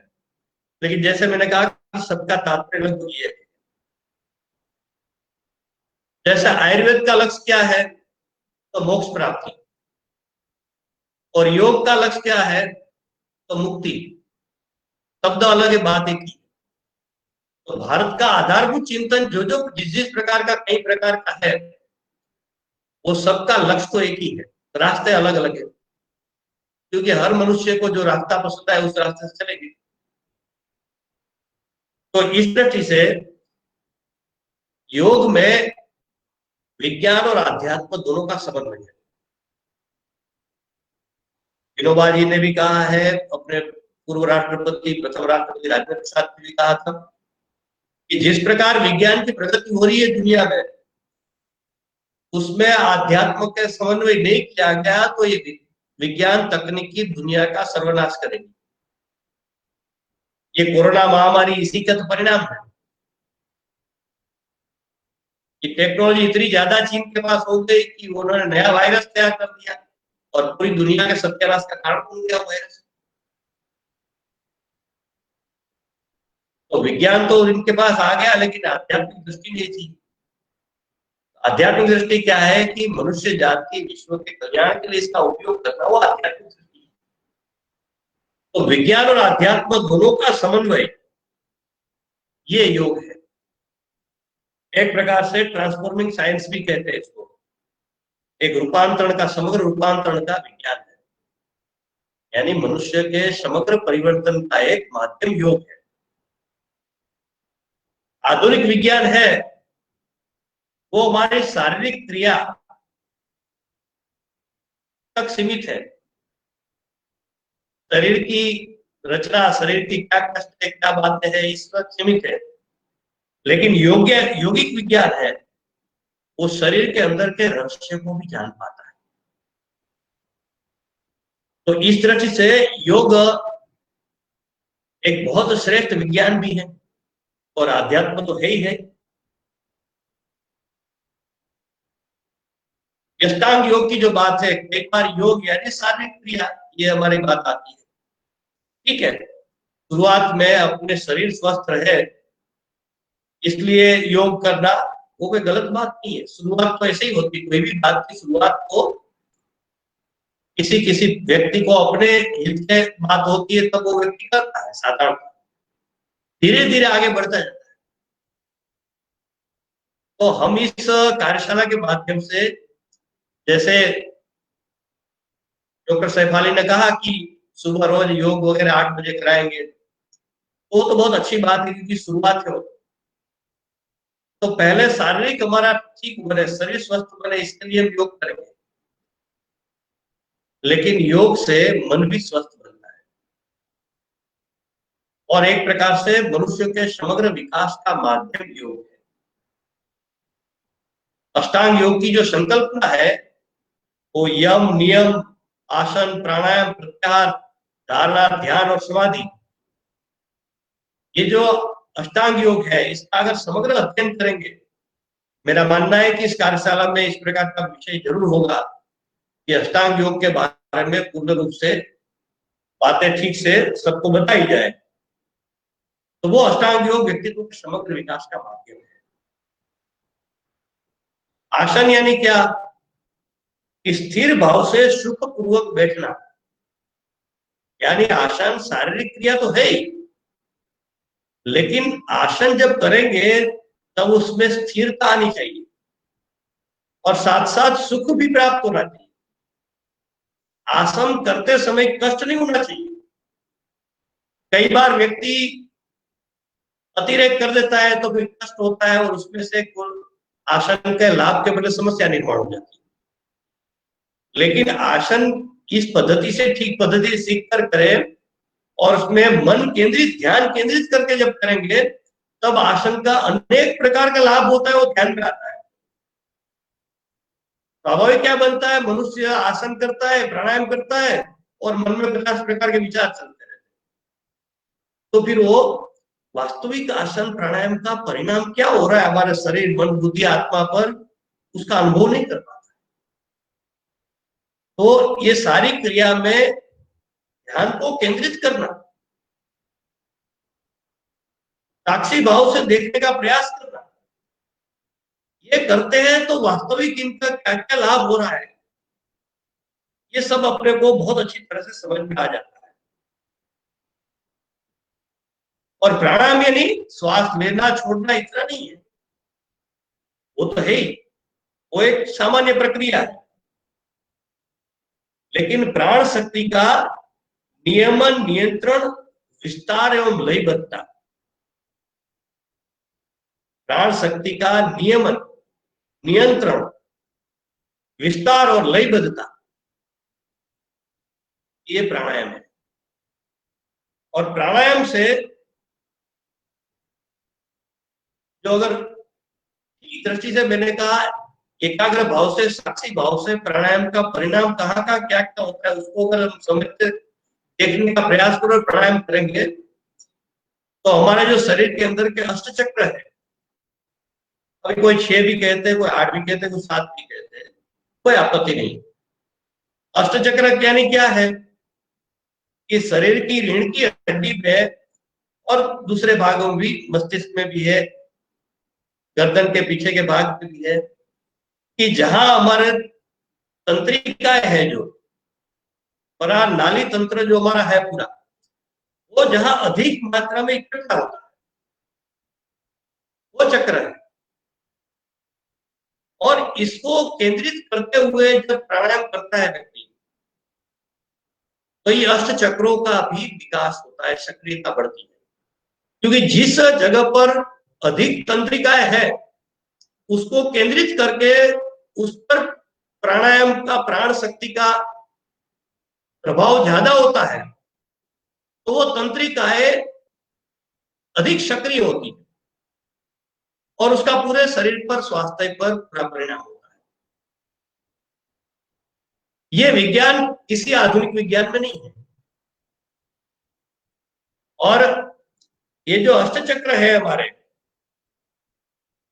वो मनुष्यों की जीवन शक्ति का केंद्र है। तो ये जो अष्टांग योग को समग्रता से अगर देखेंगे तो एक सामान्य से लेकर व्यक्ति के समग्र विकास की प्रक्रिया है। और इस ढंग से समझकर अगर ये योगासन, प्राणायाम हम सब करते हैं, ये ट्रांसफॉर्मिंग साइंस है, यानी मनुष्य के जीवन का पूरा रूपांतरण कर देता है। तो इस प्रकार की योग की ये प्रक्रिया है। तो इस दृष्टि से ये योग, आयुर्वेद, ये एक भारत के लिए नहीं, पूरे मनुष्य जात के, विश्व के लिए एक आशीर्वाद रूप आज के संदर्भ में हो सकता है। आज की कोरोना महामारी का मैंने कहा कोई वैक्सीन की दवाई नहीं है, लेकिन उसके प्रिकॉशन है, वही इसका इलाज है। ये सारे प्रिकॉशन हम ठीक से और जो जो आवश्यक सावधानी है वो सब रखेंगे तो फिर कोई चिंता नहीं है कोरोना की। कुछ दिन है वो पसार हो जाएंगे, रात के बाद दिन आता ही है। तो इस दृष्टि से ये हम इसको अवसर माने कि ईश्वर ने हमको एक अवसर दिया है कि इस परिस्थिति में अगर कोरोना महामारी नहीं आती तो शायद ये 4-7 दिन का ये विश्वविद्यालय में इस प्रकार की कार्यशाला नहीं होती। तो ये फिर से अपने स्वयं की ओर मुड़ने का, अपने साथ जुड़ने का एक अवसर ईश्वर ने हमको उपलब्ध कराया है। इस दृष्टि से इस महामारी को हम देखें तो तनाव की बात कभी नहीं आएगी, उल्टा हम आनंदित रहेंगे, प्रफुल्लित रहेंगे, सुखी रहेंगे। ये सारी दिशा हमने अपने बच्चों को देनी है। इसलिए शैक्षिक संस्थानों में क्या करना है, संक्षिप्त में 2 मिनट में बात करके मेरी बात पूरी करूंगा कि एक स्वास्थ्य शिक्षा और योग की शिक्षा, ये हर शैक्षिक संस्था में अनिवार्य रूप से लागू करने की आवश्यकता है। अभी हमारे पास विद्यालय, महाविद्यालय, विश्वविद्यालय खुलने के लिए लगभग 2-2.5 महीने का समय कम से कम है। मुझे नहीं लगता है सितंबर-अक्टूबर पहले प्रत्यक्ष कैंपस प्रारंभ हो गए। उस समय में इसकी सारी तैयारी हम लोगों ने करनी चाहिए। साथ साथ बच्चे तनाव में हैं, अनेक प्रश्न है बच्चों के मन में, क्योंकि मैं इस प्रकार के ऑनलाइन के माध्यम से मैं बच्चों से भी इंटरेक्शन कर रहा हूँ, आचार्यों शिक्षकों से भी कर रहा हूँ, बच्चों से भी कर रहा हूँ। आज इंटरेक्शन का समय नहीं है क्योंकि उद्घाटन है, इसलिए सिर्फ व्याख्यान ही है।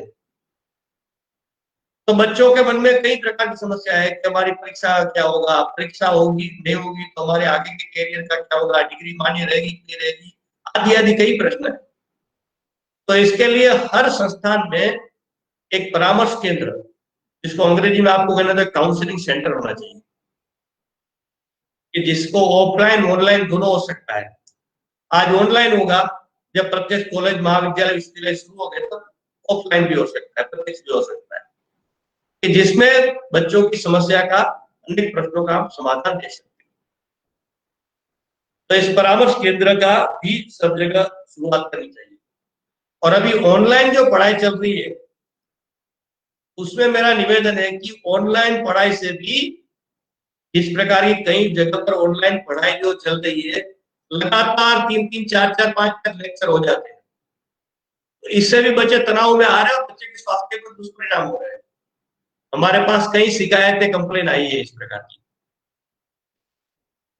क्योंकि हमारी शिक्षा में यही पद्धति है कि लेक्चर देना, यही पढ़ाना हो गया बस। वास्तव में शुरुआत करें तो बच्चों को अनौपचारिक इनफॉर्मल बातचीत करें बच्चों से। अच्छा बच्चों कैसा है, आप ठीक है, घर में क्या क्या कर रहे हैं, घर में कुछ नए प्रयोग एक्सपेरिमेंट किए क्या, परिवार में क्या क्या बातें आपने कुछ नए प्रयोग किए, बताइए। ऐसी अनौपचारिक बातें करते करते फिर उसको औपचारिक शिक्षा की ओर ले जाएंगे। जब अनौपचारिक बात करेंगे तो उसके जो मन की बात होगी, उनकी कुछ चिंताएं होगी, तनाव होगा, वो निकल जाएगा।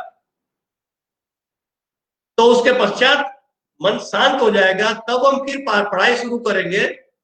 तो जो पढ़ाई भी कराएंगे वो भी ठीक से दिमाग में जाएगा। तो ये ऑनलाइन शिक्षा के माध्यम से भी बच्चों के विकास के कई प्रकार के छोटे छोटे प्रयोग कर सकते हैं, जो हमने किए हैं। हमने बाबा साहब आम्बेडकर की जन्म जयंती थी 14 अप्रैल को, तो हमने 4 ही दिन पहले निर्णय किया और एक विद्यालय के छात्रों की चित्र प्रतियोगिता की। चित्र प्रतियोगिता क्यों की? क्योंकि बच्चे पेंटिंग्स करेंगे तो एक चेंज मिलेगा, तो मन स्वस्थ होगा, शांत होगा, आनंद आएगा बच्चों को। तो इसलिए हमको लगा कि 4 दिन का ही समय है, तो चलो 200-500 भी पेंटिंग्स आ गए तो बहुत बड़ी बात होगी। आपको आश्चर्य होगा, 86,743 पेंटिंग्स आए। हमको 8 दिन रिजल्ट देर से देना पड़ा। हमने वैदिक मैथमेटिक्स में ऑनलाइन क्लासेस चलाए, 90,000 से ज्यादा बच्चों ने इसमें सहभागिता की। देश से विदेशी भी बच्चों ने भाग लिया। तो ऐसी विभिन्न प्रकार की प्रतियोगिताएं जो विश्वविद्यालय, महाविद्यालयों में हम जो बच्चों के विकास के अलग अलग कार्यक्रम रहते थे, चाहे खेल के हो, चाहे कल्चर एक्टिविटीज हो, चाहे कला की, ये सब बंद है। तो ये सारी बातें हम कर सकते हैं, ये कर सकते हैं ऐसा नहीं। आज एक फिल्म गीत बहुत प्रख्यात हुआ है ना, क्या कौन सा गीत है, तेरी, मुझे तो याद नहीं रहता है, वो अक्षय कुमार की फिल्म का है ना कोई, कौन सा है सैफाल जी? अरे किसी को तो याद होगा। मुझे तो ध्यान नहीं है भाई जी। भाई युवाओं को याद होना चाहिए, ठीक बात है।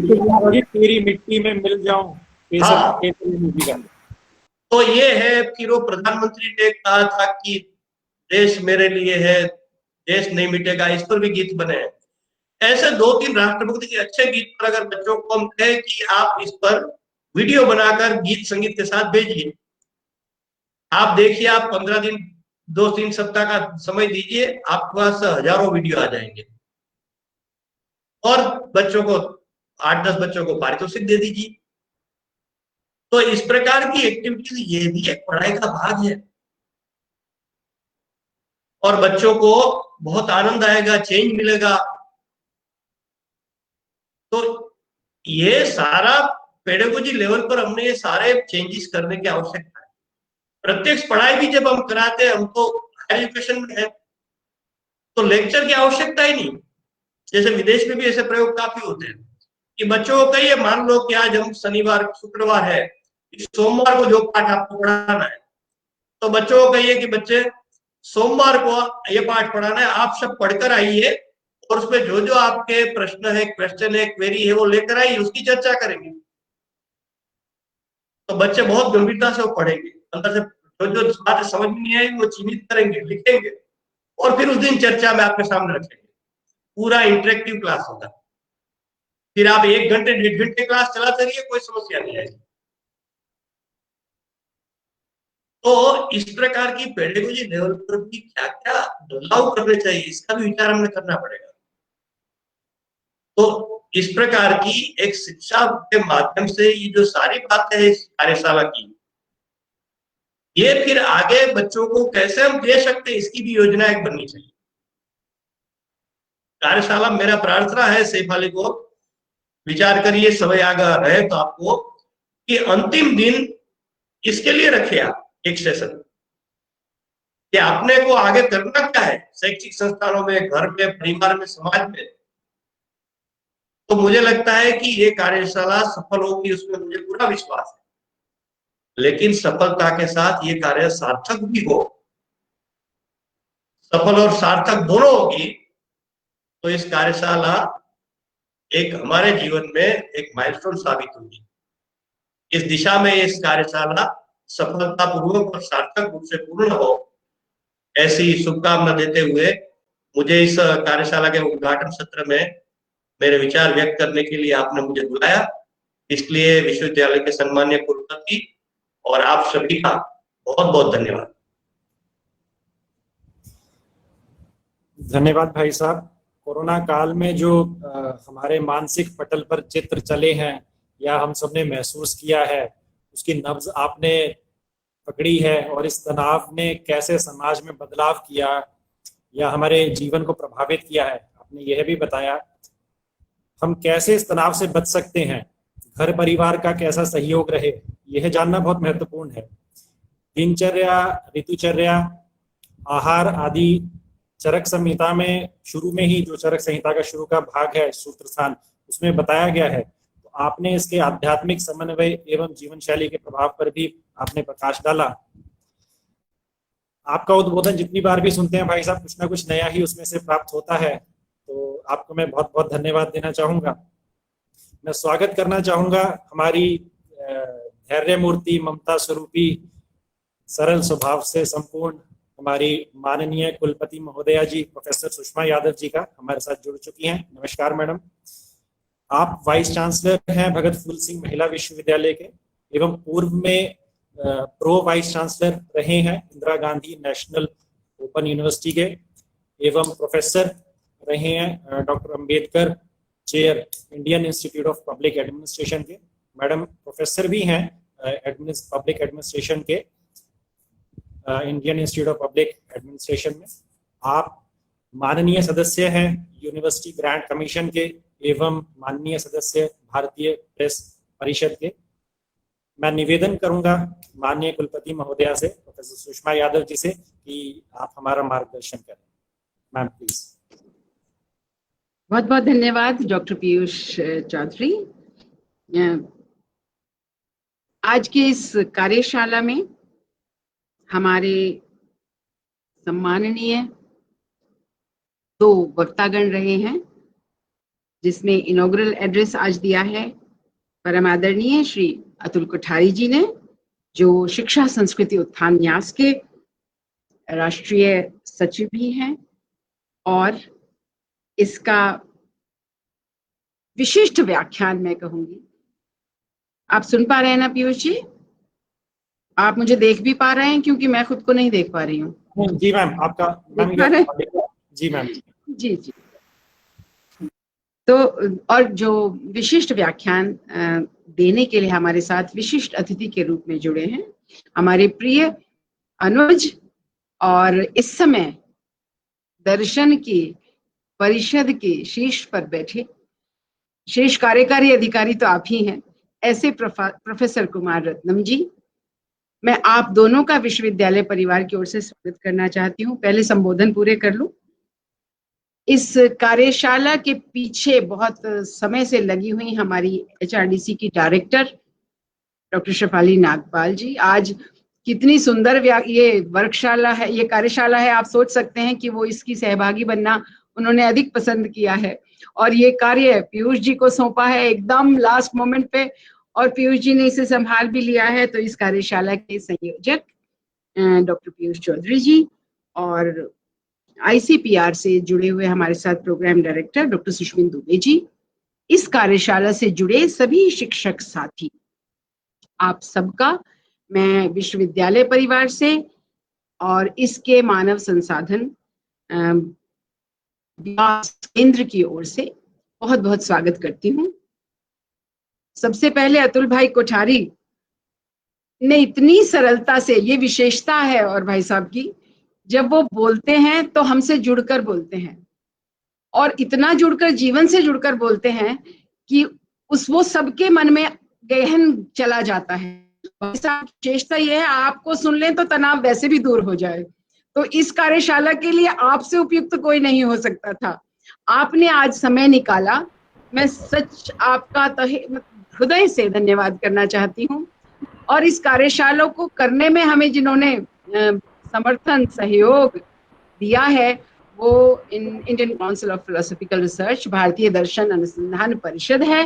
वहां से कुमार रत्नम जी को मैं सुन नहीं पाई, लेकिन मैं जानती हूँ उन्होंने अवश्य ही जीवन, दर्शन, योग और आनंद तक हमको पहुंचाया होगा, क्योंकि आनंद के मार्ग पर जब हम चलते हैं तो तनाव से अपने आप ही मुक्त हो जाते हैं। और इन सबको मिला करके आपने जो दर्शन दिया होगा उसका जीवंत रूप अतुल भाई कोठारी जी ने हम सबके सामने रखा है। उसके बाद बोलने के लिए कुछ बचता नहीं है, वैसे भी भोजन का समय हो रहा है और अतुल भाई कोठारी जी जो हमें बताते हैं समय का भी हमें ध्यान रखना चाहिए। लेकिन सिर्फ मैं इतना कहूंगी कि यदि जीवन में हम सरलता भी ले आए, यदि पूरा आप अतुल भाई जी का व्याख्यान सुने होंगे, जीवन में सरलता ले आए तो तनाव से अपने आप ही मुक्त हो जाएंगे। जब मैं Indian institute of public administration में अपा का प्रोग्राम करवाती थी, और ये आप सबके साथ कहना चाहती हूँ, तो एक मैक्रो इकोनॉमिक्स सब्जेक्ट होता है उसमें, समष्टि अर्थशास्त्र, और उसके लिए एक बार हमने एक बहुत ही वरिष्ठ प्राध्यापक को बुलाया, जो प्रैक्टिशनर भी कहे जा सकते हैं क्योंकि वो अपने प्लानिंग कमीशन से भी जुड़े थे। उनको बुलवाया तो उन्होंने जब समझाना शुरू किया, वो प्रारंभ ऐसा था कि पूरी कक्षा को साथ लेकर चले। और आप देखिए काफी वरिष्ठ प्रशासनिक अधिकारी, IAS, IPS एक्सेट्रा उसमें होते थे, लेकिन सब मैक्रो इकोनॉमिक्स से बहुत डरते थे। उस कक्षा के नाम से और पेपर के नाम से वो तनावग्रस्त होते थे। हर बार एक रिप्रेजेंटेशन देते थे कि इसमें एग्जाम नहीं लिया जाना चाहिए, और वो एग्जाम जरूरी था। लेकिन जब वो टीचर आए और उन्होंने जिस तरह से उसको प्रारंभ किया, उन्हीं से पूछ पूछ के और अंत में कहा आपको तो सब कुछ आता है। तो बोले सर नहीं, पर ये तो हमें ये नहीं पता था, यही है। तो बोले हम इकोनॉमिस्ट ने पहले अर्थशास्त्र को जटिल बनाया, फिर उसको आपके सामने एक विषय बनाकर परोसा, और यदि जटिल नहीं बनाते तो फिर टीचर को कौन पूछता। इस तरह से हर विषय लगभग, अगर मैं अतुल भाई की बात करूं तो हर विषय हम जटिल बनाते हैं।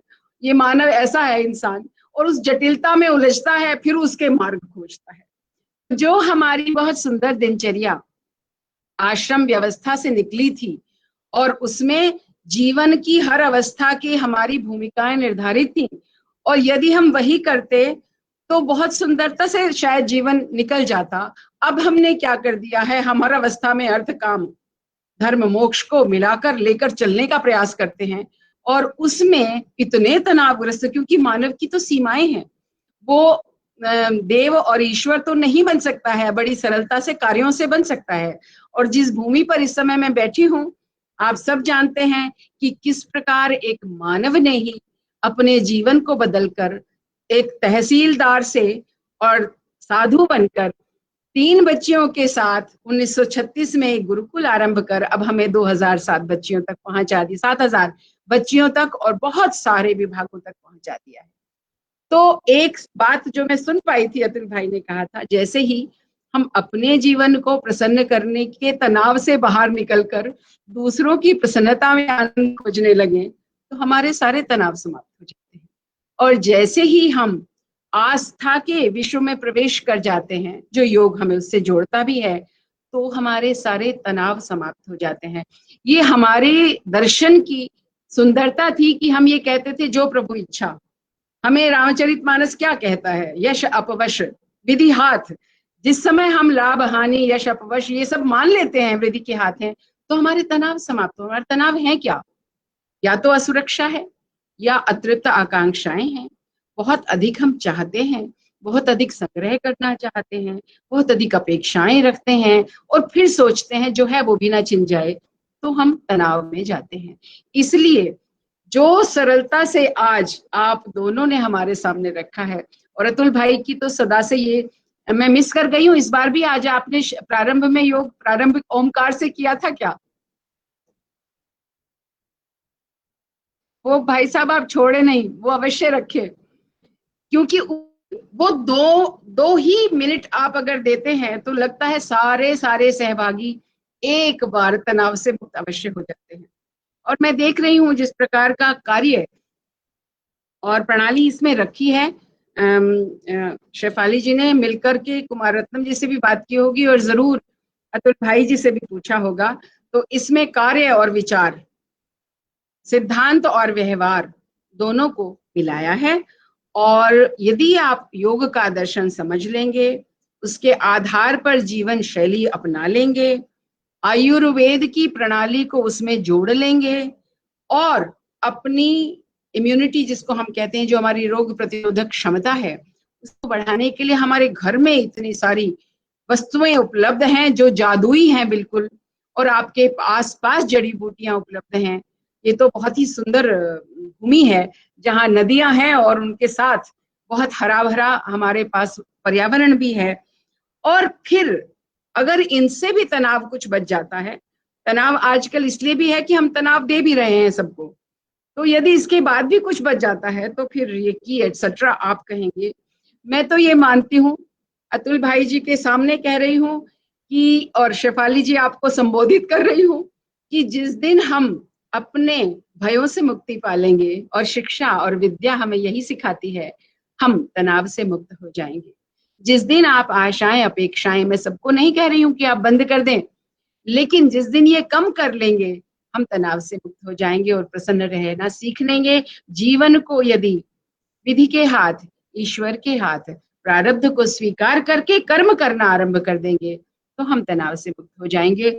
और मेरी आशा है कि आप इस कार्यशाला में, ये बहुत सुंदर प्रारंभ हुआ है, आप इस कार्यशाला में सबको इस मार्ग पर ले जाएंगे कि किस प्रकार एक तनाव मुक्त जीवन जिया जाए। और ये तनाव मुक्त जीवन आप एक बार भूल जाएं। देखिए, ये महामारी आई थी, इसमें कौन बचा और कौन गया किसी के हाथ में नहीं है, कोई जानता भी नहीं है। जीवन यदि हम ऐसे ही जी लें कि हो सकता है कल भी हो सकता है 100 बरस भी हो, और दोनों के लिए हम तैयार रहें, तो हम बहुत प्रसन्नता से इस जीवन को जिएंगे। मैं जानती हूँ हम अपने कार्यक्रम से लगभग 30 मिनट पीछे हैं। हो सकेगा तो मैं बाद में, अतुल भाई जी के बाद इस पर बोलने की बहुत आवश्यकता भी नहीं है, लेकिन मैं भाई साहब का धन्यवाद करना चाहती हूँ। शिक्षा संस्कृति उत्थान न्यास के साथ हम सदैव से जुड़े हैं, और इसलिए आप ये आशीर्वचन हमारे लिए हमेशा कहते रहें, तो हम प्रेरित होते रहेंगे। अपने प्रिय भ्राता कुमार रत्नम जी को धन्यवाद देती हूँ। आपने हमें पंख दिए और इन पंखों से हम अनेक कार्यशालाएं और वेबिनार्स कर रहे हैं, और जिससे अच्छी बातें सब तक पहुंचा रहे हैं। और शेफाली जी को, पीयूष जी को, दोनों को बधाई देना चाहती हूँ, अभिनंदन करना चाहती हूँ कि आपने ये कार्यशाला इतनी सुंदरता से नियोजित की है, और इससे जो जुड़े हैं वो सब भी मैं समझती हूँ कहीं ना कहीं सुंदर आत्माएं हैं, ऐसी आत्माएं हैं जो अच्छे कार्य से जुड़ना चाहती हैं और अच्छा जीवन बनाना चाहती हैं। तो ये कार्यशाला अवश्य ही सफल होगी, और जैसा अतुल भाई जी ने कहा है, इसको आप थोड़ी अलग प्रकार की कार्यशाला बनाएं और उनको इससे अधिक जोड़ें। एक तरफा व्याख्यान ना हो, उनकी भी मन की बात सुने। जैसे ही मन की बात सुनने लगते हैं हम, तो हम अपने आप ही तनाव मुक्त और प्रसन्न होने लगते हैं। तो मैं समझती हूँ इस एक सप्ताह के बाद हम सब भी, आप सब भी और इस कार्यशाला से जुड़े हमारे सभी शिक्षक साथी एक बहुत सुंदर अनुभव लेकर जाएंगे और आगे उस अनुभव को अपने साथियों में, अपने विद्यार्थियों में, अपने शिक्षार्थियों में बांटेंगे तो सच ये कार्यशाला सार्थक भी होगी और सफल भी। मुझे आपने अवसर दिया, बहुत बहुत धन्यवाद। अतुल भाई जी को मैं सुन पाई, उसके लिए बहुत बहुत मैं प्रसन्न हूँ। आपका साधुवाद भाई साहब। कुमार रत्नम जी ने हम सबको जोड़ने का अवसर दिया, उनका बहुत धन्यवाद। और मेरे साथी जो इसके साथ जुड़े हैं, आपका अभिनंदन। बहुत बहुत धन्यवाद। सबको नमस्कार। धन्यवाद मैम, आपने बड़ा सारगर्भित विषय रखा। आपके आशीर्वचन हमेशा हमें विश्वविद्यालय में नए नए प्रयास करने के लिए सदैव प्रेरित करते रहते हैं। आप इस कोरोना के संकट की घड़ी में हमारा नेतृत्व कर रही हैं, मार्गदर्शन कर रही हैं। मैम आपका बहुत बहुत धन्यवाद। धन्यवाद। कार्यक्रम के अंत में चलते हुए मैं निवेदन करूंगा डॉक्टर सुशीम दुबे जी से, जो इस कार्यक्रम के साथ में कोऑर्डिनेटर भी हैं एवं प्रोग्राम ऑफिसर हैं Indian council of philosophical research में, कि वे सभी अतिथियों का एवं जो हमारे गेस्ट हमारे साथ हैं सबके धन्यवाद ज्ञापन करते हैं। डॉक्टर सुशीम दुबे जी। मेरा सादर नमस्कार। और इस 7 दिवसीय कार्यशाला जिसमें managing stress in covid through योग एंड लाइफस्टाइल, इस अत्यंत महत्वपूर्ण विषय पर स्पेशलाइज्ड, जिसकी आज अत्यंत विशिष्टतापूर्वक शुरुआत हमारे आदरणीय सदस्य सचिव महोदय प्रोफेसर कुमार रत्नम जी द्वारा की गई, उसके लिए मैं हृदय से आभारी हूँ। अत्यंत अत्यंत आदरणीय माननीय श्री अतुल जी कोठारी जी, जिनको हम हमेशा ही इतने गांभीर्य और सहज और आत्मीय रूप से जुड़कर हमसे हमेशा जुड़ते हैं। सभी लोगों से उनका सरस सहज सरल जो वार्तालाप होता है, मगर वो गहन होता है और उसमें ही तनाव मोचन, जैसा माननीय कुलपति महोदया ने कहा, हम उससे विमोचित होते हैं। और इस ओपनिंग से, इस वक्तव्य से, इस शैली से निश्चित रूप से इस कार्यशाला का शुभारंभ अत्यंत सार्थक, महत्वपूर्ण और अपने फल को प्राप्त करने वाला है।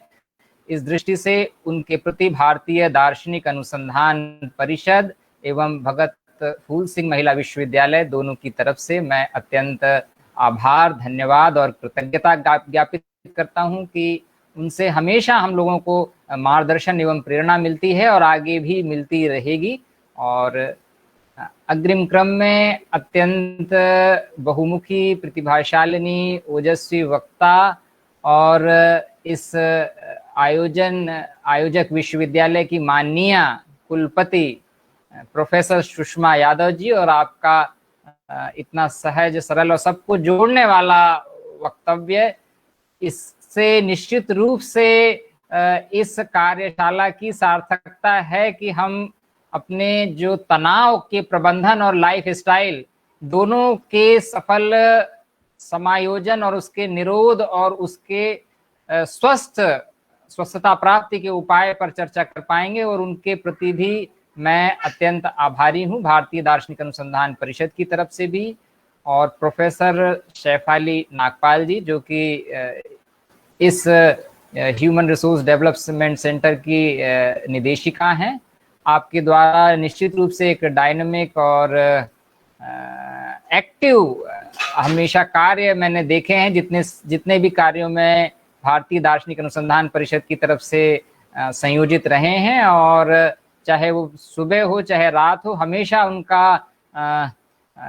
एक्टिविटी और उनका डायनामिज्म रहता है। और यह ही लाइफ स्टाइल को वो मैनेज करती हैं, और इसमें भी हमारे सारे जुड़े लोगों को एक एसोसिएशन और एक दिशा निर्देशन उनके कार्यों से मिलता है। उनके प्रति भी मैं आभारी हूं। और इस कार्यशाला के मेरे सहयोगी डॉक्टर पीयूष चौधरी जो कि MSMI विभाग से हैं, भगत फूल सिंह महिला विश्वविद्यालय से, आपका भी आभार, आपने इसका संचालन किया और आगे हम साथ में इस कार्यशाला को विधिवत रूप से संयोजित करेंगे और समस्त जो इसके रिसोर्स पर्सन्स हैं और इसमें प्रतिभागी हैं, एक अच्छा मंथन होगा। और कोविड-19 ने तो पूरी लाइफ स्टाइल एक प्रकार से डिसरप्ट कर दी है। हम पुनः संयोजित, ऊर्जान्वित और कार्यानुप्रेरित होकर सार्थक रूप से अपने जीवन और अपनी जीवन दिशा को आगे बढ़ाएंगे। आप सभी माननीय वक्ताओं के निर्देशन में इसके प्रति भी मैं अपना आभार और धन्यवाद ज्ञापित करते हुए इस कार्यशाला के आयोजन के लिए पुनः माननीय कुलपति महोदया के प्रति अपना धन्यवाद ज्ञापित करता हूं। धन्यवाद, नमस्कार, जय हिंद।